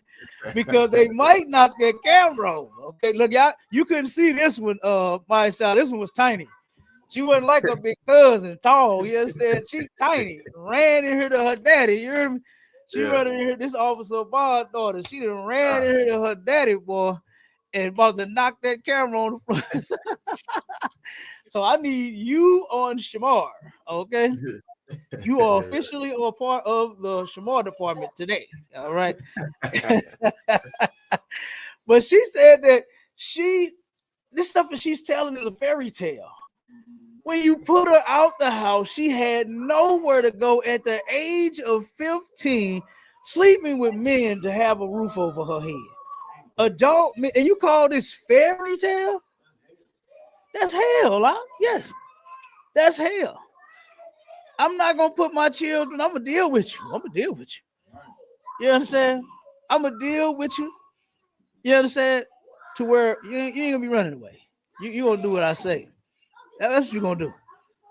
And you got to start teaching them that young. You can't wait until they get older and out of hand. This is what our people are missing. They're failing to teach our children when they are young. She taught this little girl nothing. And the dude, he went in. I'm gonna skip that and we're gonna I'm gonna skip the rest of the part. And we're gonna get these scriptures. But what the dude has said is he had asked her, he said, did you know that she was selling her body when she was 15? She said, yeah, I knew. He said, you know what? He said, let me stop you right here. Let me stop you right here. He said, you know what would have happened? Should have happened? Is you should be in jail. Police, if they'd have known that you knew that your child was doing this, then you would be in prison. That's what happened. And that's what should have happened. Maybe that'll help that big bitch get her mind right. To while she think that this shit is a fairy tale. Oh, let them lock her black ass up for her daughter's doing. That she know that she's out there doing. You can't just let children just do shit. You can't just let them hang themselves. You understand? I done heard that in the world before. I'm gonna just let you hang. I'm gonna let you hang yourself. You can't do that, man. You are responsible for your children. Give me that scripture, Mashallah. Give me the word about raising up that child. God, sir. You are responsible for the raising of your children. You can't blame it on other people. You can't make it somebody else's fault. You can't turn around and just do what these mothers are doing is just saying, fuck it. You understand? Don't even give a damn. The other mother said, oh, she don't care that I care. So no, I don't care where she be at. What the kind of sense did that shit make? Right. when you raised her to not care about her body, about being a teen, about trying to be an adult when she's not at that age, she left the girl. She was in the store with her. Y'all can go watch that story. She was in the liquor store with the daughter. Right. And the daughter asked the mama, buy me some liquor. And the mama said, I ain't buying you no, girl, you ain't of age yet. And she said, come on, mom, just give me this one bottle. And she said, girl, I'm out of here. Fuck you, I'm gone. She left the girl in the store. She left her in the store. How do you leave her in the store when she trying to get some liquor and she underage? How do you leave your child in the store and then got mad at her because she bought the goddamn liquor herself? The people probably saw her asking her mother to buy the liquor. They may not have heard the whole conversation. They may just have heard her say, Mama, buy me this. I mean, hell, you would think that she might be an adult because she's asking you to buy it. She's asking with her mother. She says, Mama, buy me this. You might think as a cashier, she old enough. And they just might say, okay, well, she asked her mama to buy it. She might be 21 and turn around and just sell the liquor to the girl. Or she may have done like what some of them do is add, because they ask me all the time when I go to gas, say, AOG, can you buy me? Nope, I sure cannot. I had them ask me to buy them, what's some damn things, cigarellos and blunts. And oh, no. I tell them, I say, hey, I don't smoke and you shouldn't either. You understand? That's what I tell them when they ask me to do their unlawful shit. Right. I say, I don't smoke and you shouldn't either. Simple as that. I done had some of them, I done had one second. I done had some of them ask me to buy them some alcohol. AOG, I'll buy you a bottle if you. Oh no, brother. How old are you? I'm 19. Oh no, I'm not buying this shit for you, and you shouldn't be drinking. Simple as that. You're not old enough. You understand? But she left her daughter in the store, then started arguing with her when she found out she bought a bottle, and then tried to leave her in the goddamn city where they was at by herself. Like, that's insane. Go ahead, Marshawn. Now I want to talk about could, sir. Now I'm looking at the sisters in the chat. We got 3 sisters that's bringing out some very, very heavy points right here. Come on with I got sister Shapala Rawaka. She said, how is calling your children out of their name helpful in the situation, to the situation? And then we got sister Zara. She said, this mother has a lot of demons in her, more than her daughter. She's playing victim. Her daughter isn't lying. You know absolutely. What I'm saying? Yeah, no, that little sister wasn't like. I don't think none of them lied. Yeah, out of the 2 videos that we saw so far, I don't believe neither one of them is lying, because they came straight out and was admitting every single thing that they did wrong. Right. They admitted it. The daughter, the other one, the first one said, yeah, I be drinking and smoking, but hey, you was a teen once. That's how she saw it. Said, yeah, I do. She said, yeah, I get disrespectful. Yeah, she said, yes, I do. All of them was able to do it, but the mothers was like, now see what we're not going to do. What we not going to do about it, let's just sit here and lie. Right. And then the mother turned around and admitted, oh yeah, I call her bitches and hoes. So what? Yeah, I do. I call her all kind of shit. She even said some words about her that they bleeped out. They bleeped the shit out. And then you saying that she's lying because you don't do these things when you admitted to doing it. I don't understand the logic. Can you help me out, Marsha? Go ahead, brother, with the next. I know you're on the next comment. Go ahead. Yeah, Kawakan. So yeah, that's crazy, right there. That's wild. It says Sister Naya said, these so-called moms now be in competition with their daughters. Yeah, they have hatred and jealousy towards them. Sometimes that's the underlying issue. Then she also added, absolutely. I agree with that, sis. A lot of them, sis, they do.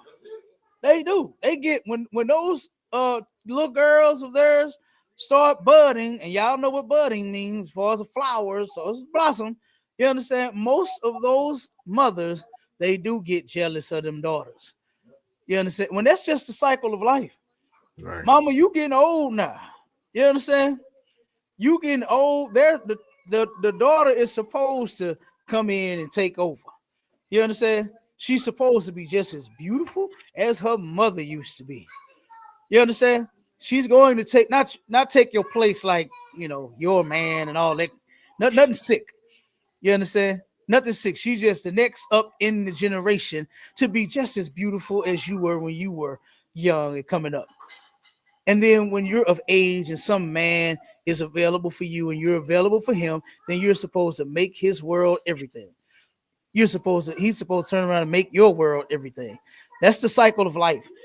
The child takes the place. I can't wait till my sons get to bring all the damn groceries in the house. Shit, I ain't got to do it. Yes, I want them niggas to be strong. Look at here. I'm like, oh boy, you got the muscles. Go get all them bags out the truck. Your mom go get from the store. Go get all 40 of them bags. Show me the muscle. Yeah. You know, cut that grass, son. You know what I'm saying? Take that trash out. Show me how strong you is. Hercules. You understand? That's what I want to see. I'm not frightened by my children coming up being greater than me. That's what I want them to be. You understand? I want them to be greater than me. That's why I'm teaching them what Commander Junior Yohanna taught me, which is how to serve the Lord and how to keep God's laws, statutes, and commandments.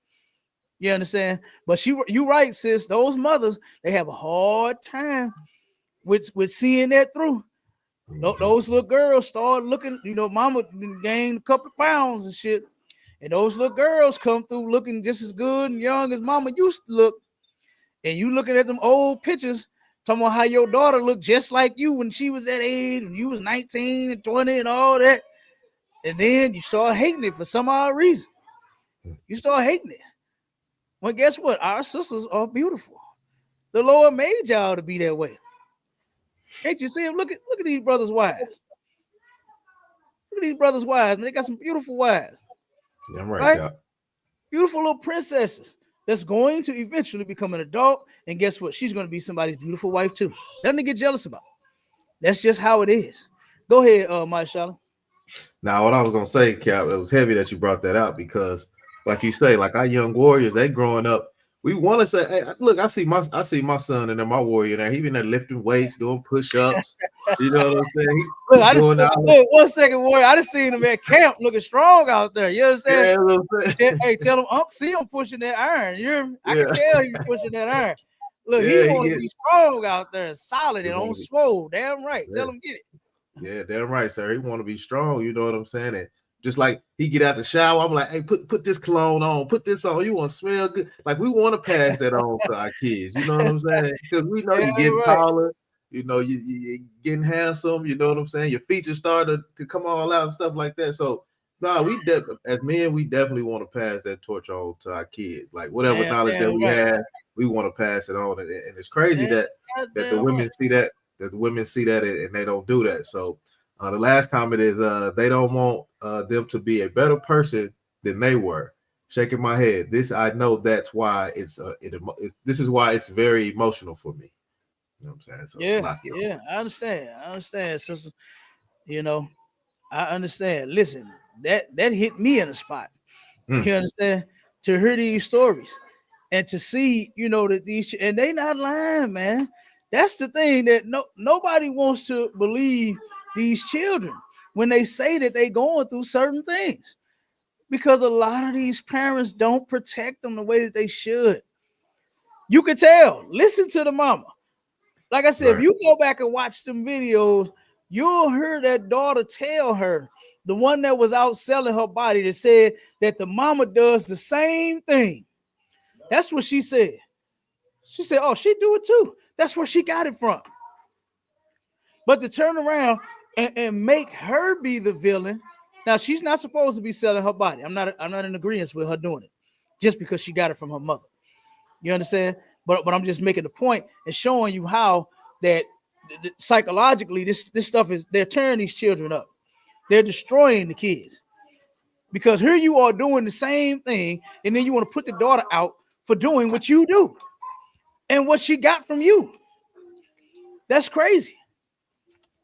That is crazy. And real quick, I'm gonna read this because a lot of these sisters, I got another one that I want to play. So, matter of fact, let me play this one, man. I don't know if I can hold it. We might have to just go over a little bit, my Charlotte, brother. Can you bear with me out? Yeah, come on, sir. Hey, I'm too wild. This is a fire show right here, Cap. This is a fire show. Like I said, damn right, man. We keep it rolling. Cap. I'm good to go with it. Damn right. And I appreciate my brothers and my sisters tuning in, man, and chiming in on this thing. Because I'm sure all of us got some kind of horror story that they could tell about being raised up in a Black, Hispanic, or Native Indian household. OMG. And guess what? Our goal is to fix that. You understand? Nobody else even cares about the Black household and how it has come to ruins. They don't give a damn. But we do. We care in the ISUPK. You understand? And that's why you remember my Charlotte, when they told you, man, y'all don't be doing nothing about Black people. Y'all always talking about what the white man do. And y'all, what you check them and tell them, say, brother, you need to go back and look at our shows. You know what I'm saying? We'll go way on back, starting in 1969, and then work their way on up to 2024. Nigga, this all we do. That's our goal. You understand? Is to fix Blacks, Hispanics, and Native Indians. What are you talking about? That brother said, y'all don't never. And then the shows that we done started just last year. Right. You understand? They don't get it. At all. They just don't get it. You understand? Okay, here you go. Check this one out. All right. This one right here, and this is gonna speak more to the point of what I'm about to say. Can you see it, Marshala? Come on, sir. Come on. Okay, let me know you can hear it.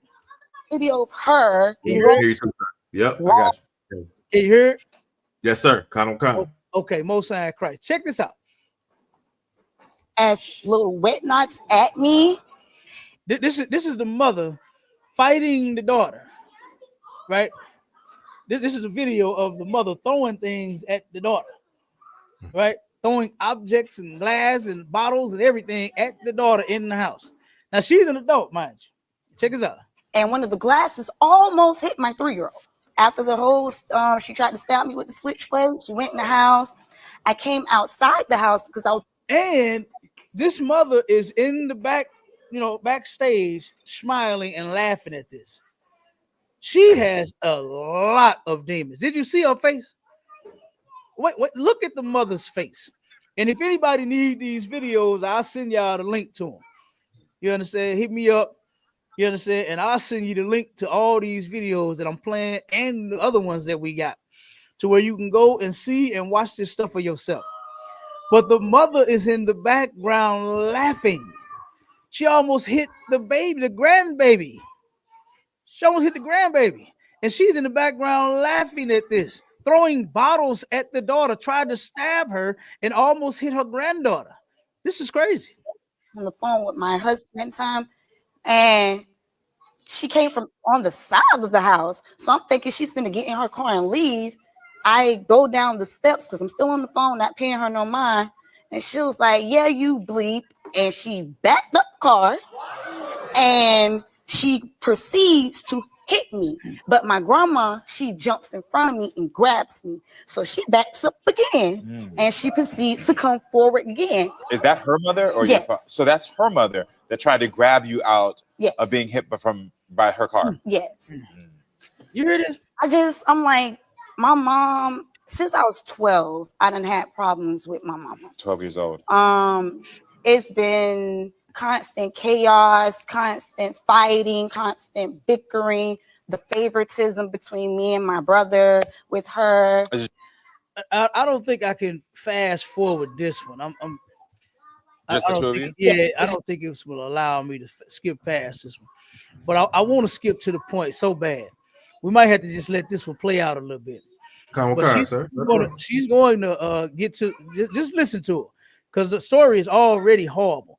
At the age of 12, this is what she was dealing with out of this mother. Just me and my brother. And she favors your brother more, you say? Basically because she knows his daddy and she doesn't know mine. Oh. She calls me all types of names. She calls me a mutt. She told me that she wished she never had me. My mama. Damn, calling your daughter a mutt. Like, what's wrong with this? Oh, Bob, what is wrong with this sister, man? This is your daughter. You had her. You calling her a mutt. This is at the age of 12. That's when it started. That's when all the nonsense started. She don't know who her father is. She's calling the damn baby at the age of 12 a mutt. And then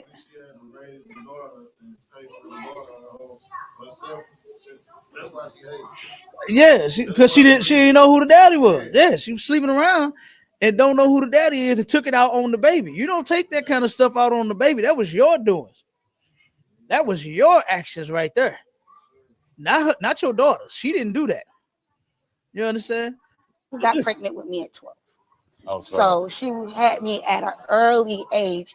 And I understand that at 12, you're a child and you're raising a child. You know. So it's clear that the mother was traumatized at the age of 12. She was molested when she was 12 years old. And she ended up giving birth to her daughter. And I mean, yeah, trauma on top of trauma. Being damaged and hurt as a child. Yes, I understand. And then turn around and you're trying to raise a child when you are a child. That can be quite difficult. I understand. But there's no excuse to take that stuff out on your daughter, on your baby. You understand? That kind of energy you turn towards the person that violated you. And you make sure that person goes to jail. And you get some type of, justice for the wrong and the harm that was caused to you. Not mistreat your children the way that someone mistreated you. At some point, I remember something else my mother said, and anytime that I do shows like this, y'all gonna hear me bring up a lot of stuff about my mama. Because my mama, she wasn't in the truth at all. She was in the world, but a lot of things that she ended up saying was wisdom. It was on point. And she had told me one day, she said, son, you got to break the cycle. You understand? And I understood what she said, what she meant back then, but I really understand it now. The cycle that needs to be broken is us sinning against our God. That's the cycle that needs to be broken. Because that's the first thing that we doing wrong. Is sinning against the Most High. We have to start raising our children in a different fashion and teaching them something different other than just do what I say. We got to start teaching them some laws that'll help them stay off of drugs, that'll help them stop trying to sell their body, that'll help them stop trying to smoke, that'll help them stop doing the things that they're doing. That's the thing that we're not teaching them, is how to serve the Lord. That's the cycle that we need to break. And I remember my mama told me that. And I understood it then. And I for certainly understand it now, especially now that I'm up under Commanding General YAHANNA. All right. So let's keep going. No, you're not equipped enough. Yeah. But growing up and as you get and something that the daughter is even realizing. Hey, tip that up. Tip it up. So we'll spill over. Yeah, so but the daughter is realizing what I just said. Is okay, I understand you wasn't equipped to raise a child. You was 12. I get it. You was traumatized. I understand. She's still understanding as her daughter. Now pay attention. Getting older, I still search for that motherly love from her that I didn't get. Makes sense. I got married about 3 years ago. She was an hour late. I kept holding it off. My husband even got mad. I was like, hey, come on, man. I'm ready to get this over with. And I'm like, you know, I want my mother here to witness this. By the time she got there, she was loud. She was belligerent. She was in pajamas. So on your happiest day, what was the last? Why you even invite that bitch? You understand? It's clear that this mother does not like you. And this is actually a syndrome. I looked it up. This is actually, I always wondered and asked, why do children, when I'm talking about children, I'm talking about these adult children now. Why is it that it is so bad that you want a relationship with a person that does not want a relationship with you? And it's a mental disorder. Right. It's a dysfunction. And I'm going to read it in a second. But this is what she wants from her mother. The woman tried to kill you.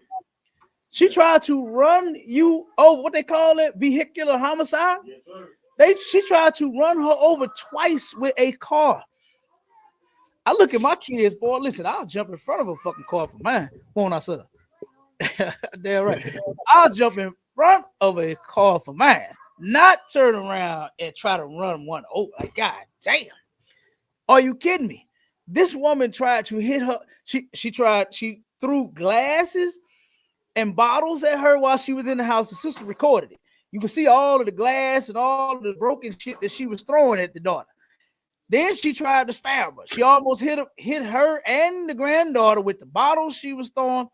And she almost hit the daughter and the granddaughter with the knife and could have turned around and hit the daughter with her car. About tried to hit her with her whole vehicle.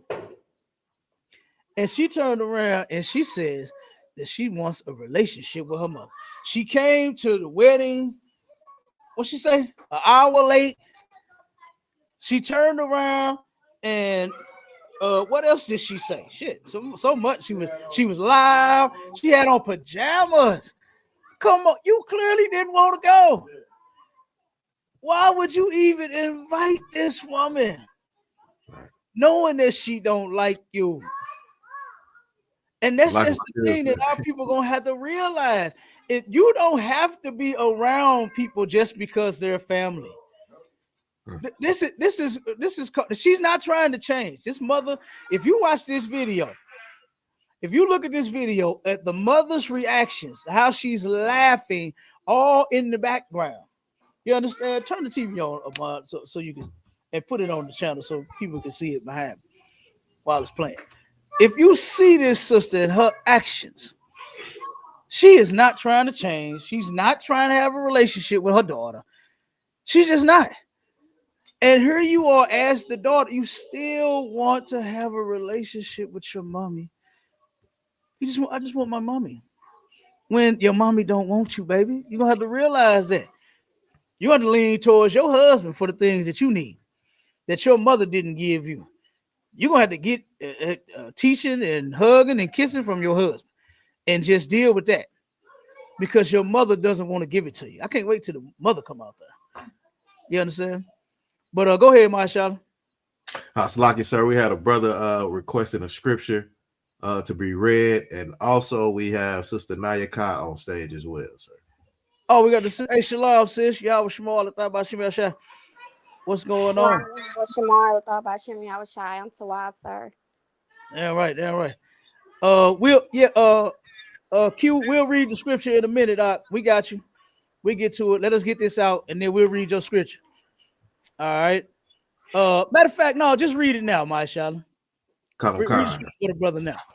Come on, sir. It's the book of Deuteronomy, 28, and what was it? 56, Salakia. Come on with it.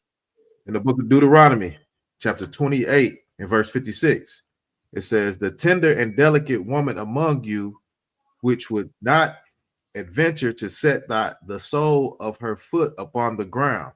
Now stop right there real quick for delicacy. For what that's talking about is how bad our sisters are. Y'all see how they look and how they dress. Our sisters were delicate. You understand? A lot of them rough houses now. You understand? But they were so delicate at one point, they didn't even want the bottom of their shoes to get dirty. You understand? And listen, I don't even know how you make that happen. You understand? What do you do? Walk on air? You understand? Right. What do you walk on air not to get the bottom of your shoes dirty? But that's how bad our sisters were. You understand? They still bad.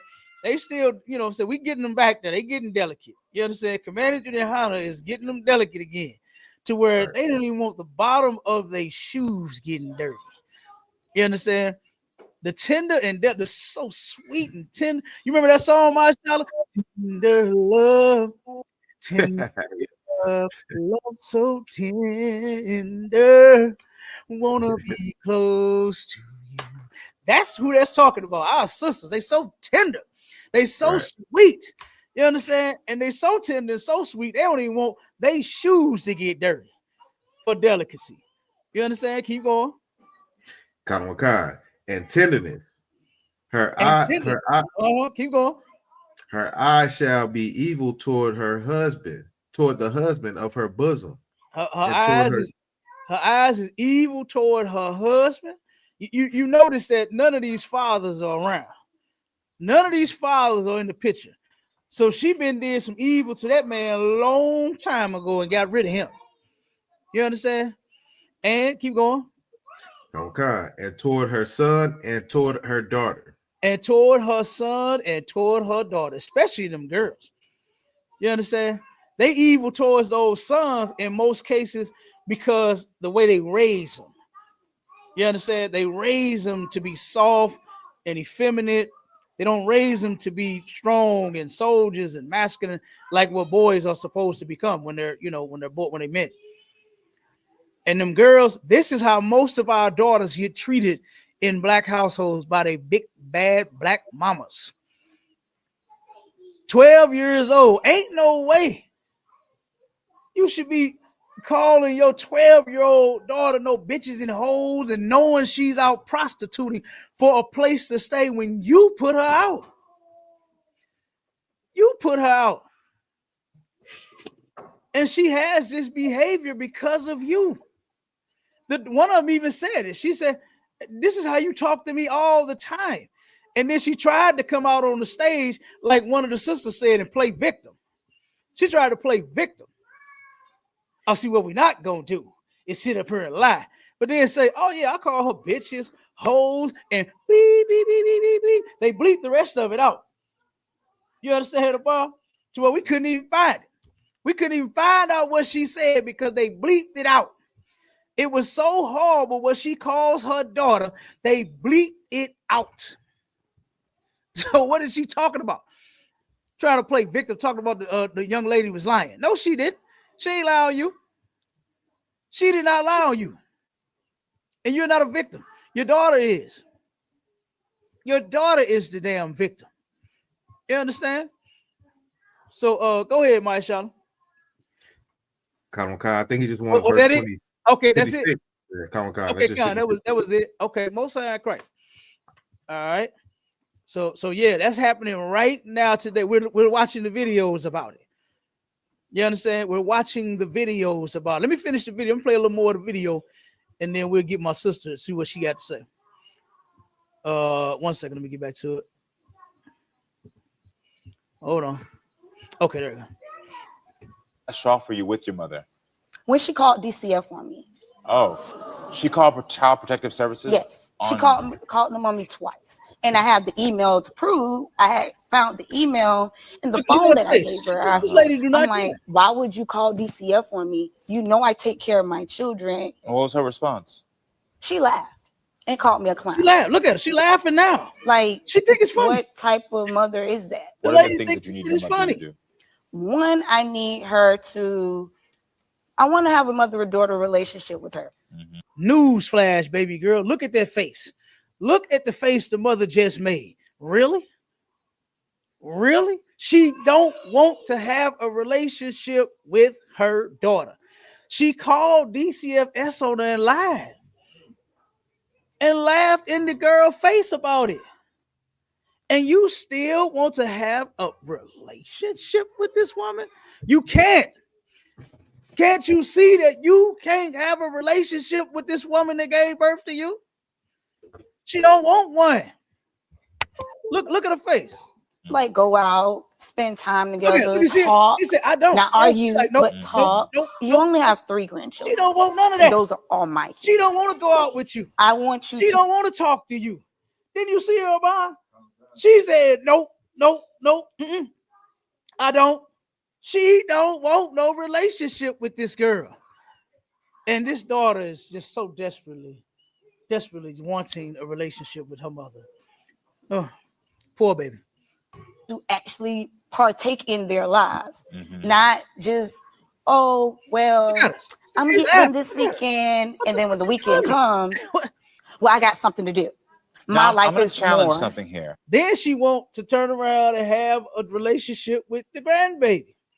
She don't want the relationship with the grandbaby either. She tells her, hey, I got things to do. You understand? I got stuff to do, Bond. Don't bring your goddamn grandkids over here. Don't bring your kids over here. I got stuff to do. This woman don't want to be bothered with her daughter. And she's going to have to accept this. And I'm not saying that the desire you have, because I understand the desire you have to want this relationship with your mother. It comes from any little girl wanting that. But I'm gonna speak to the adult here. You're saying I want to go out and spend time with her when your mother has tried to run you over. And then you're also saying your second point is you want her to be more in your kids' lives. Look at the daughter face. Look at the shock that hit her when she heard that. You understand? You want a relationship and go somewhere with somebody that tried to run you over with a car, that tried to stab you with a knife, that threw bottles and glasses at you and almost hit your baby, and called DCFS on you and lied on you. This is insane. That she still wants this relationship. Watch it. Watch it. When she actually tried to get your kids taken away. And I don't know her side of the story, so this is no judgment on her, but I'm looking at the facts of what you're saying to me. So why are those the two things you want when she's tried to hurt you and try to hurt your family? Because she's still my mom. Still my mom. I got to stop it right there. That's it right there. Before I bring the mother up, look, I'm acting like I'm the host of the show. Before I bring out her mother, let me say this. You understand? Let me read this damn syndrome, man. This is crazy. Because I knew I was going to find something on this. I knew I wasn't crazy, right? And this is what this is called. This is called adult child syndrome. You can go and look this up. This is real. This is a real thing. All right. It says this. Adult child syndrome affects many individuals who grew up in dysfunctional families, Understanding this condition is vital for recognizing its impact and seeking appropriate help. By addressing ACS, individuals can break free from unhealthy patterns and faster personal growth. You could turn around and become a much better person than your motherfucking mama if you get you some help. If that sister would snap out of it, see, that's still my mama. That right there affects a lot of our children. And I hate to hear that shit. I'm telling you, I grew up hearing horrible stories about people that, you know, went through things like this with their mothers. And it's still my mama. That's still not answer me something real quick. When it comes to their fathers, do they hang in there or do they give up on their daddy like instantly? Nice loud word. They give up on the father. They don't give a damn about their daddy. I done heard so many Negro nigga fuck my daddy, nigga, my motherfucking mama, my motherfucking daddy, nigga, my mama, and my motherfucking daddy, nigga. Like, what? How's your mama, your daddy? You understand? How's your mama, your daddy? They would give up on their father in an instant, boy. But when it come to that mama, that's still my mama. You heard her say it for yourself. You heard her say it for herself. That's still mom. She tried to run you over with the car. And it's still my mama. She tried to stab you with a knife. That's still my mama. I don't want a relationship with a person that's trying to kill me. Right. It's trying to run me over with a vehicle. It's trying to stab me and throwing bottles at me, trying to do me bodily harm. We can have a disagreement. You understand? Me and my mother had disagreements. And she used to say it all the time. My mom, I ain't gonna lie. My mom used to say, boy, I get up, I still whoop your ass. Oh, lady, if you think I'm gonna let you whoop me, like, stop it. And she would go and get belts and do all this silly shit. And look, I'm your mama. Say something else. I'll whoop you. I'm like, mama, you know you're not finna do that. My mother would do that. But she was just joking at a point. You understand? Because she knew I was not finna let her. I could take that belt from her old scrawny self. You understand? Her little bitty butt. I forgot how tall my mom was, 5 foot tall, whatever it is. I would take that belt from you, 5 foot tall, skinny little woman, and I'll whoop you with the goddamn belt. How you love that? Look, I could have took the belt from my mom. I'm a grown ass man. And my mother told me, I still whoop your ass. I still whoop you, boy. Don't play with me. I'm your mom. But she knew how far to go. She wasn't like some of these other mothers where she actually followed up with that and tried to put her hands on me. So we done had disagreements. I had disagreements with my father. You understand? We had arguments and disagreements, but damn, I wasn't trying to put my hands on him and he ain't put his hands on me. Right. It's a boundary. He know I'm an adult now. You understand? My mama knew that she knew I was a man. She knew not to put her hands on, but it didn't affect her from talking it. She said it, but she knew not to do it. You understand? And here it is. You still want this relationship with your mother, even after all of these horrible things that she has done. Now, here is the adult syndrome. Adult child syndrome is a psychological condition that manifests in adults who were raised in dysfunctional households. It is characterized by emotional struggles and behavior patterns that persist from childhood into adulthood. Okay, so that right there is the thing that's persistent. It's the behavior. It's the like what all of them are saying is they all have problems with their mother up until this day. It's not like it started at 12 and once I became an adult, it stopped. That's one thing. But it hasn't. The trauma, the drama, the bullshit, the arguments, the fights is still going on, even as these little girls have turned 18. One of them had said that yes, that's all they do is just sit and argue all the time. Like that's all that goes on in the house between them. That's what happens with adult child syndrome, to where these adult women are going through the same old thing that they was going through when they was kids out of their mama or their parents, right? So I'm gonna give some of the effects, all right, some of the symptoms, all right, some of the symptoms that these sisters go through. It mainly affect a lot of our sisters, right? The Bible says that they are the weaker vessel, right? And this damage that is caused to, it happens to them boys too. That damage happens to them sons also, right? But it more so affects those girls of ours, those daughters, our sisters, right? So I'm gonna read this and then I'm gonna let my sister talk. So this is the symptoms of it. It says fear of abandonment and difficulty trusting others, low self-esteem and perfectionism. That's where you gotta try to do everything right for somebody. Difficulty expressing emotions and setting boundaries, people pleasing and fear of conflict, isolation and avoidance of intimacy, and chronic guilt or shame and obsessive thinking. A lot of our sisters, they overthink, they always thinking too much. You understand? Instead of dealing with right now, they overthink a lot of things. A lot of our sisters are suffering from adult child syndrome. This is what they have. This is the problem that they have.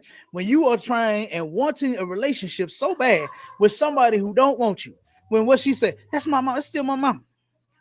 That's still my mom. And even he don't even understand. Like, why are you trying to have a relationship with a woman that you want to actually go out to Applebee's with a woman that tried to run you over with a car? Like, you want to go to Cheesecake Factory with her? She might run her car up in the goddamn Cheesecake Factory.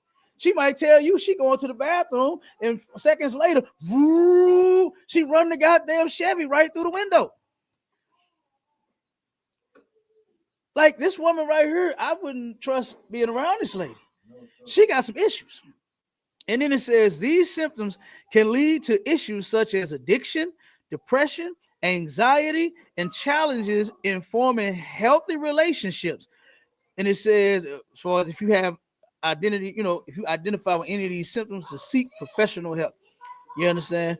And that help, you can get that help that you need in the ISUPK up under Commander Johnny Hannah. You understand? You can get that help here. All right. So, Sister Naya Kyle, shalom, sis. Shalom, Lord in Christ, sir. Lord Christ, come on with it.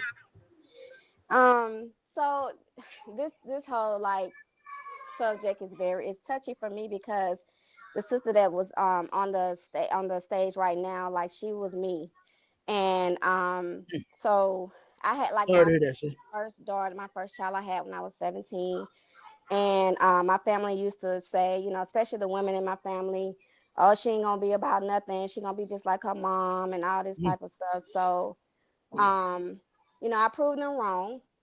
And they hate me for it. My grandmother has always been encouraging to me and always, oh, I'm so proud of you. I'm so this, I'm so that. Even when I had that child at an early age, my grandma said, she's called me Keita. Keita, you never stopped since you had Aaron. You never stopped. And, I had my own place when I was 18. I had a career when I was 20. I was just, doing what I was supposed to do. And, when I got married to my Adawan, I had these issues and would just talk to him all the time, crying all the time. Like, why don't my mom want this relationship with me? Like, why don't she want me? Why don't she want, I want to do mother-daughter things together, and she would never give me that. And I never understood why. And, it took for me in my 20s for my Adawan to say something that nobody has ever said to me. And that's that, your mom is jealous of you. And, it's just like all the things that she's ever done or whatever, it just like a light bulb clicked. I didn't want to accept it. And I don't want to tell you, I did not want to accept it. I kept telling him, no, that's not it. No, that's not it. Don't say that. I was just like, sister, that's still my mom. Don't say that. But it was true. And I still have a lot of the women in my family that I haven't talked to in years. They have the jealousy towards me, the hatred towards me, You know, you know, me and my Adawan, we got a house at an early age. You know, we drive nice cars and things like that. They didn't want me to, they didn't want to see that for me. They wanted me to be a nobody or nothing. And so I got talked about, you know, real bad. And I think I'm better than everybody. And, you know, my grandmother always encouraged me though. And she's always said, you know, keep your marriage together. She used to call my Adawan Charlie. You take care of Charlie. You keep them kids. You take so good care of them. You take good care of that household. You take good care of that husband. I'm so proud of you. And up until she passed away, she always said that. She always, you know, encouraged me. And you the hardest working woman I know. You a strong woman. I love you. And I got that from my grandmother, but I never got it from my mom and other women in my family. They just, you know, they had, you know, rolled their eyes at me, got an attitude towards me.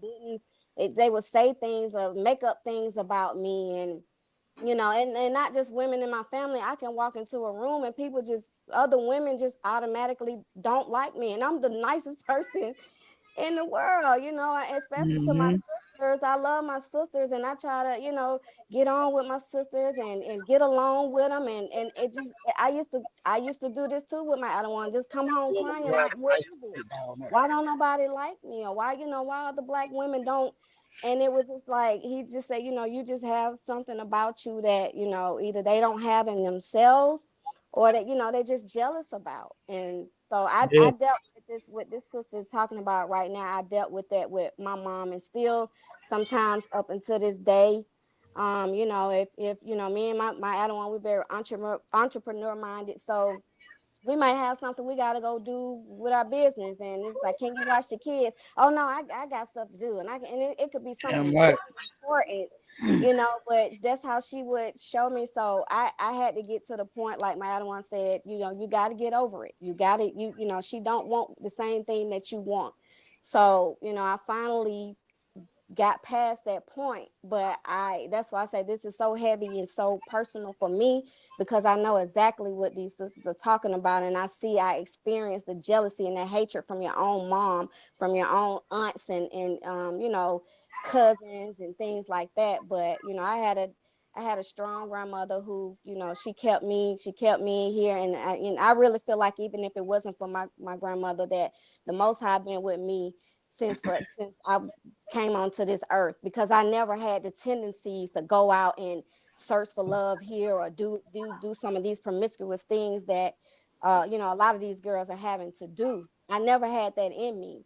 So I just wanted to say that, because like I said, it touches home for me, and I experienced it, so I know exactly what they're talking about. And the water to my other one for being there for me in those times of hurt and pain where I didn't know what to do.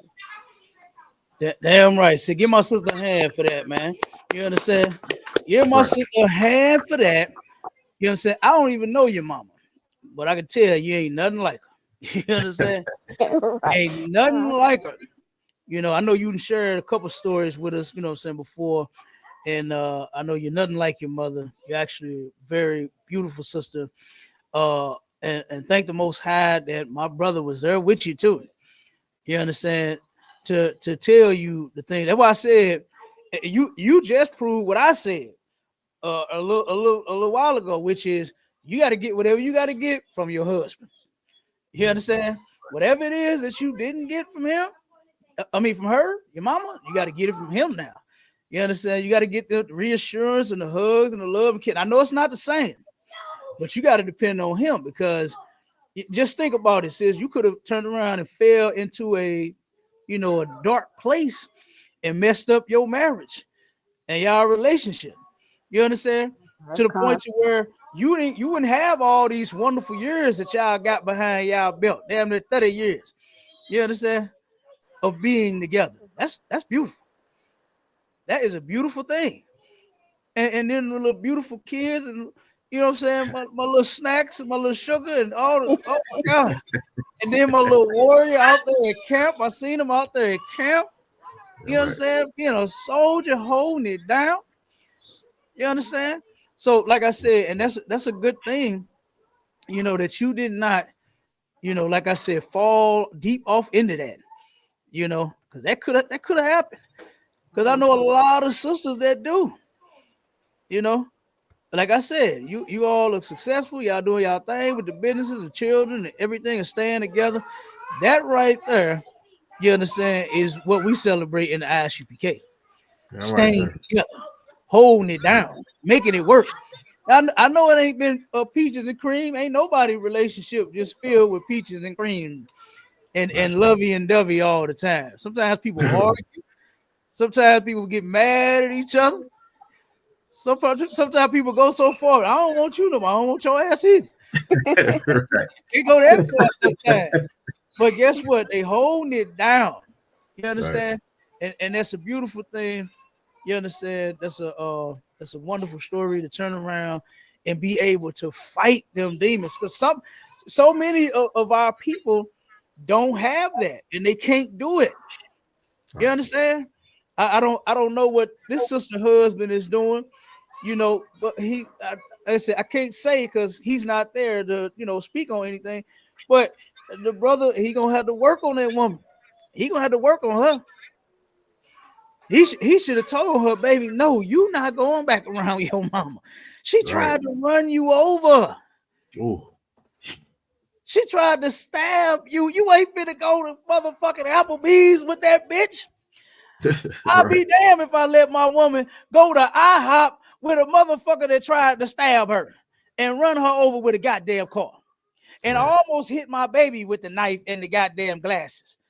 I wish I would. You want to go to Denny's with that hoe? No, you're not. You ain't going no goddamn where. Right. I would stop that. This woman is going to have to completely change. Not saying that it's over, because the mother, she still has the opportunity to change. She could do that, right? And if this lady was to show some type of change, boy, it's gonna have to be a miracle. Hey, my Charlotte, you know how the white man be on the movies when he like somewhere in the desert starving and he sees some water and he about to die, and he look up and say, "It's a miracle." Right, yeah. There is a God. That's what's gonna have to happen to me. But for me to let you go out with this woman anywhere, you understand? Yeah, right, Cap. I'm not gonna feel comfortable with you going out with this woman, knowing she tried to unalive you. So that's what her husband need to be saying. You know, like I said, and that's what it's gonna take. You know, for a lot of our sisters to turn around and heal from this, is they're gonna need support. They need support. They need their husbands. They need, you know, other family members. They need to come and get in the Israelite school of universal and practical knowledge up under command of YAHANNA. You understand? To where you can get counsel. Oh my God, the counsel in this place is excellent. And you can get help from the thing. The general say it all the time. The General Hyman said every class, he said, "Hey, I'm here to solve all of your problems and answer all of your questions." He said, "Lord knows you need my help with the house that you grew up in, with that mother of yours and that father of yours." You understand? And everything that you went through, you need my help. I understand General Hyman. And guess what? I'm rocking with him. I'm supporting him. I'm right by his side. You understand? To assist and help fix my people. Same way he is about fixing this people. I'm the same way. Yeah, right. You understand? It's gonna take somebody got to have the goddamn balls to do it. The Christian church ain't doing it. They not trying to fix these sisters. They not worried about the children here. They defile children every goddamn Sunday, all week. They don't give a damn about none of that. You know, so somebody has to do it. So let me read a little more, then we can get up out of here. Of this adult child syndrome. All right, and it says dysfunctional family dynamics causing adult child syndrome. This is what happens from. This is where all of that stuff that one little sister was going through. You know, to where she was selling her body and sleeping in her boyfriend's car and busting out windows and doing all the other stuff that she do. The other one that's smoking the weed and drinking the alcohol and all of this, it comes from the household she was raised in. You know, that's the problem. Okay, so it says growing up in a dysfunctional environment where emotional support and healthy coping mechanisms were absent is a primary cause of ACS.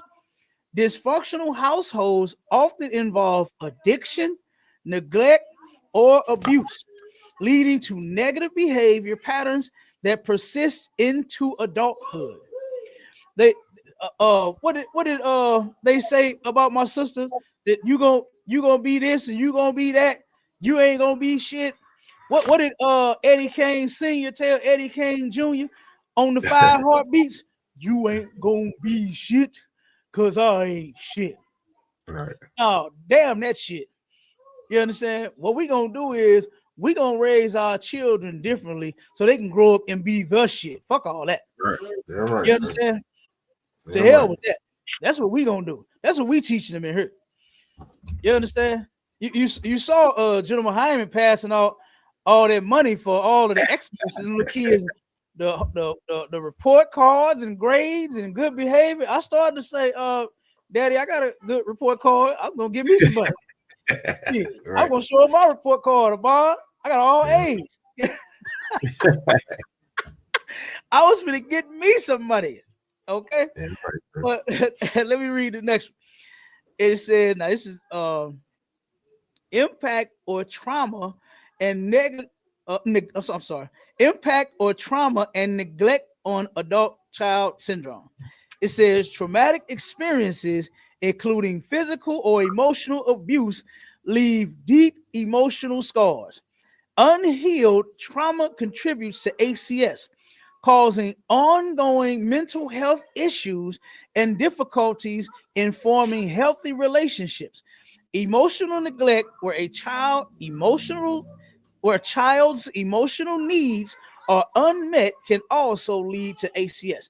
And that's something that's important as well, is that you turn around and when you become an adult, because you were traumatized as a child, you can't have a healthy relationship because you didn't have one when you were a child.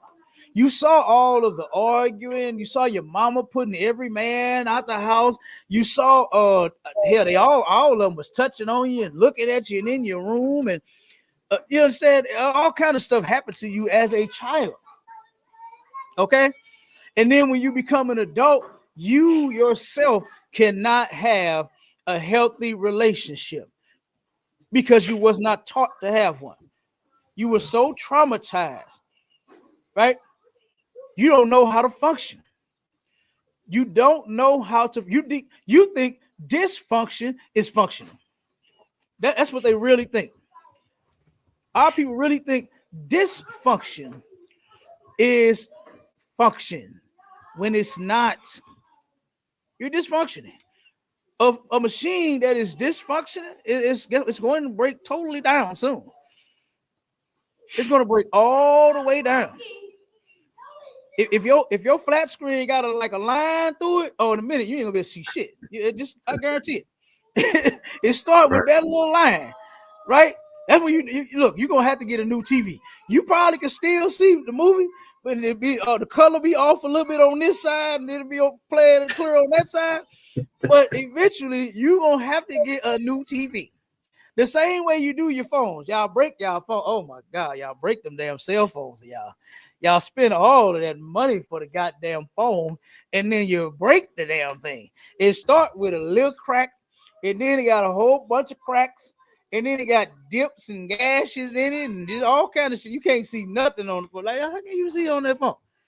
All I see is broken glass. Like, I don't see anything. I can't even see the words. What you on Facebook? I can't even see it. You know who the profile this is? You know what I'm saying? You know who the profile this is? You can read that comment. Oh my God. You know it's like it, sir. It's like my cousin, sir. Come on with it. That's a heavy point right there with that analogy that you just brought out, because they spend all that money on that phone, will crack it, but won't spend the extra $15, $20 to get that protection, to take that time and get something to protect that phone. You know what I'm saying? So it won't be all cracked and messed up, and you can have it for a long period of time. You know what I'm saying? By Come the on. time it's time to get another phone, you can I can go get me another phone. This phone is still in good condition. You know what I'm saying? Lord. Yes, Lord. Hallelujah. Amen. Hallelujah. Come on, brother. But yeah, it's like Can I that, get sir. the church to say You gotta amen, take care of brother? it. Hallelujah. You need, The you brother need is that taking me protection. back to Jesus. Okay. Jesus, take the phone. Okay. Take the wheel and the phone. Don't crash them both. We need both of them alive, Jesus. We need the car alive. We got to get to work tomorrow. And then we need the phone because I'm going to have to call my baby. All right. Take the phone, Jesus. Come on, bro. Yeah, right, Cap. Go ahead. Nah, damn right. It's just to take that little bit and get you some protection, man. And you can only find that in the ISUPK or the Commander General. Damn right. Damn right. And guess what? It don't cost for this protection. You understand? You come in here, you serve the Lord, and guess what? We'll protect you too. You understand? You come here and then don't marry one of these brothers in here. Oh boy. You understand? You really be protected then. Damn right. What my man say? It's my duty to please that booty. I mean, protect. I'm gonna take that booty. Yeah, it's my duty to protect that booty, girl. Bring it over here and show me what you're worth. You understand? Hey, but let me read a little more, then we're gonna get out of it. Let me see. Impact. Try. You know what? I think we're gonna drop it right there. Right? And we're gonna leave this for the next one. Okay, because my sister's already said we got to do part 2, and we are, sis. Right. We're gonna do another one, and we're gonna stay on it. Okay, we're gonna stay on it, and like I said, in hopes of fixing these households, man. The black household need help. We don't need the White House. The White House is fine. You ever seen that thing? It's big. You understand? It's nice and white. The rooms filled with art. You understand? Yeah. It's nothing wrong with the White House. But as you can see from these videos, it's something wrong with the Black House. God damn, it is something wrong with the Black House. All right. And then let me see. Oh man. This doggone thing here. Where is this video? Let me find this video. God damn it. Okay. It's not even up here. The other video that I wanted to play. Let me see. Because I got one. I was gonna play this one on the way out. You know what? I'll play it on the next one. I'll play it on the next one. It was a horrible video of a mother and her son. It was terrible. But I'm gonna play that on the next one. You got anything you want to say, Officer Byron? Okay. You got anything you want to drop, Maya Shala? All I want to say is, Cal, once again, heavy radio show, man. Y'all always tune in to Sharpen the School Radio, man. Always tune into ST.LOUIS Connect, and always check in on Fridays with To the Hardaway, man. With Captain K. the Gall and Officer Bond, sir. Heavy radio show. I can't wait for part 2. It's gonna be it's gonna be crazy. Damn right. Water. Yeah, to my lovely sister, do you have anything you would like to say before we close out? If anyone else would like to say anything before we close out, you understand? If anybody want to come on the show, y'all know y'all always welcome. Y'all click that link and y'all can come up. You understand? You can always come on the show. But does anybody have anything else they want to say before we close out? Lucky, sir. I'm so wild, but I just appreciate you letting me, join and speak my truth. Damn right. Listen, I appreciate you coming on and telling your story. You understand? Because that take courage, man. To tell the things that we done went through, and then what's even greater is you overcame that, and then you had my brother. You understand, to help you through it. And that was heavy too. That was huge too. Like, while a lot of sisters are out here talking about they don't need no man, thank God my sister didn't say that. Right. Thank God she didn't say that. I tell him all the time. And then sometimes he's very, my other one. He's in his Bible, in his truth. He's studying a lot, and sometimes I have to say, I need you. Like I said, I'm always having to be strong and having to carry things and keep moving forward. Sometimes I have to just remind him, like, you know, I need you. I need you. Can you hold me tonight? I mean, you know, but he do. Damn right. Damn right, sis. You know, I understand, you know, the truth comes first, and I understand that, but you know, he's there for me when I need him. Damn right. And guess what? It's nothing wrong with being weak. Nothing wrong with being wrong. That's what the Bible said you are. Sometimes you need to be held. You understand? All us brothers need to do is come together and get some war going on. You understand? Right. That's why we go to camp. Right. That's all we need. We don't need no hugs and shit. You understand? But you do. You like that. And there's nothing wrong with it. Nothing wrong with our sisters being weak. You understand? That's what the Bible says you are. You are the weaker vessel.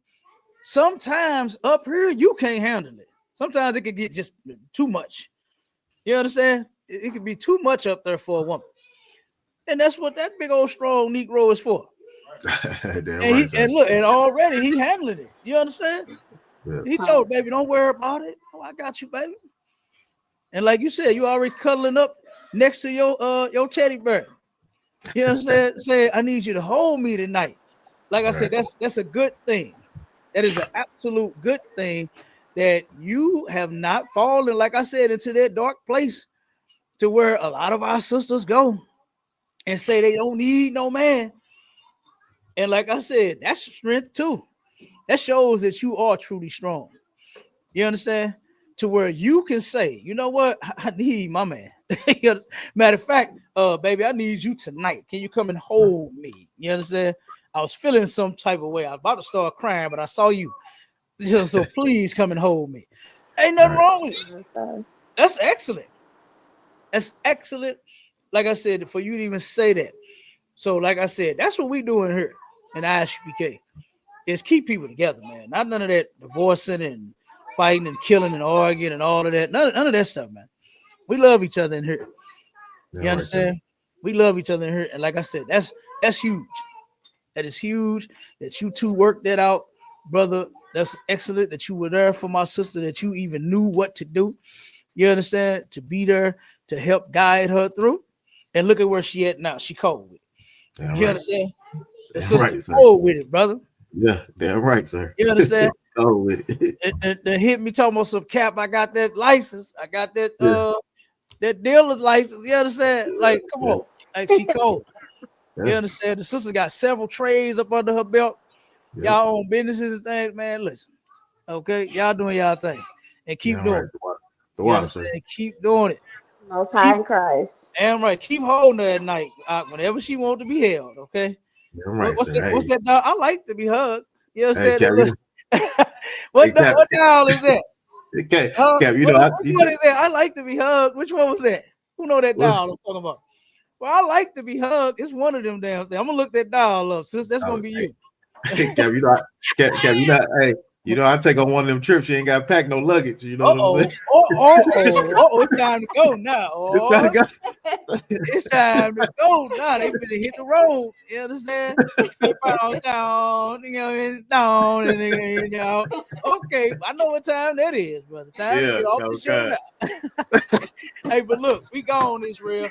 Shalom, tune in to the next one. You heard the brother, he already said it. So get with it. You understand? ISUPK.com. Make sure y'all tuning in to us everywhere and getting them classes, pay them tithes, and support this truth. And with that, Shalom, Israel. Shalom, Israel. Shalom, Israel.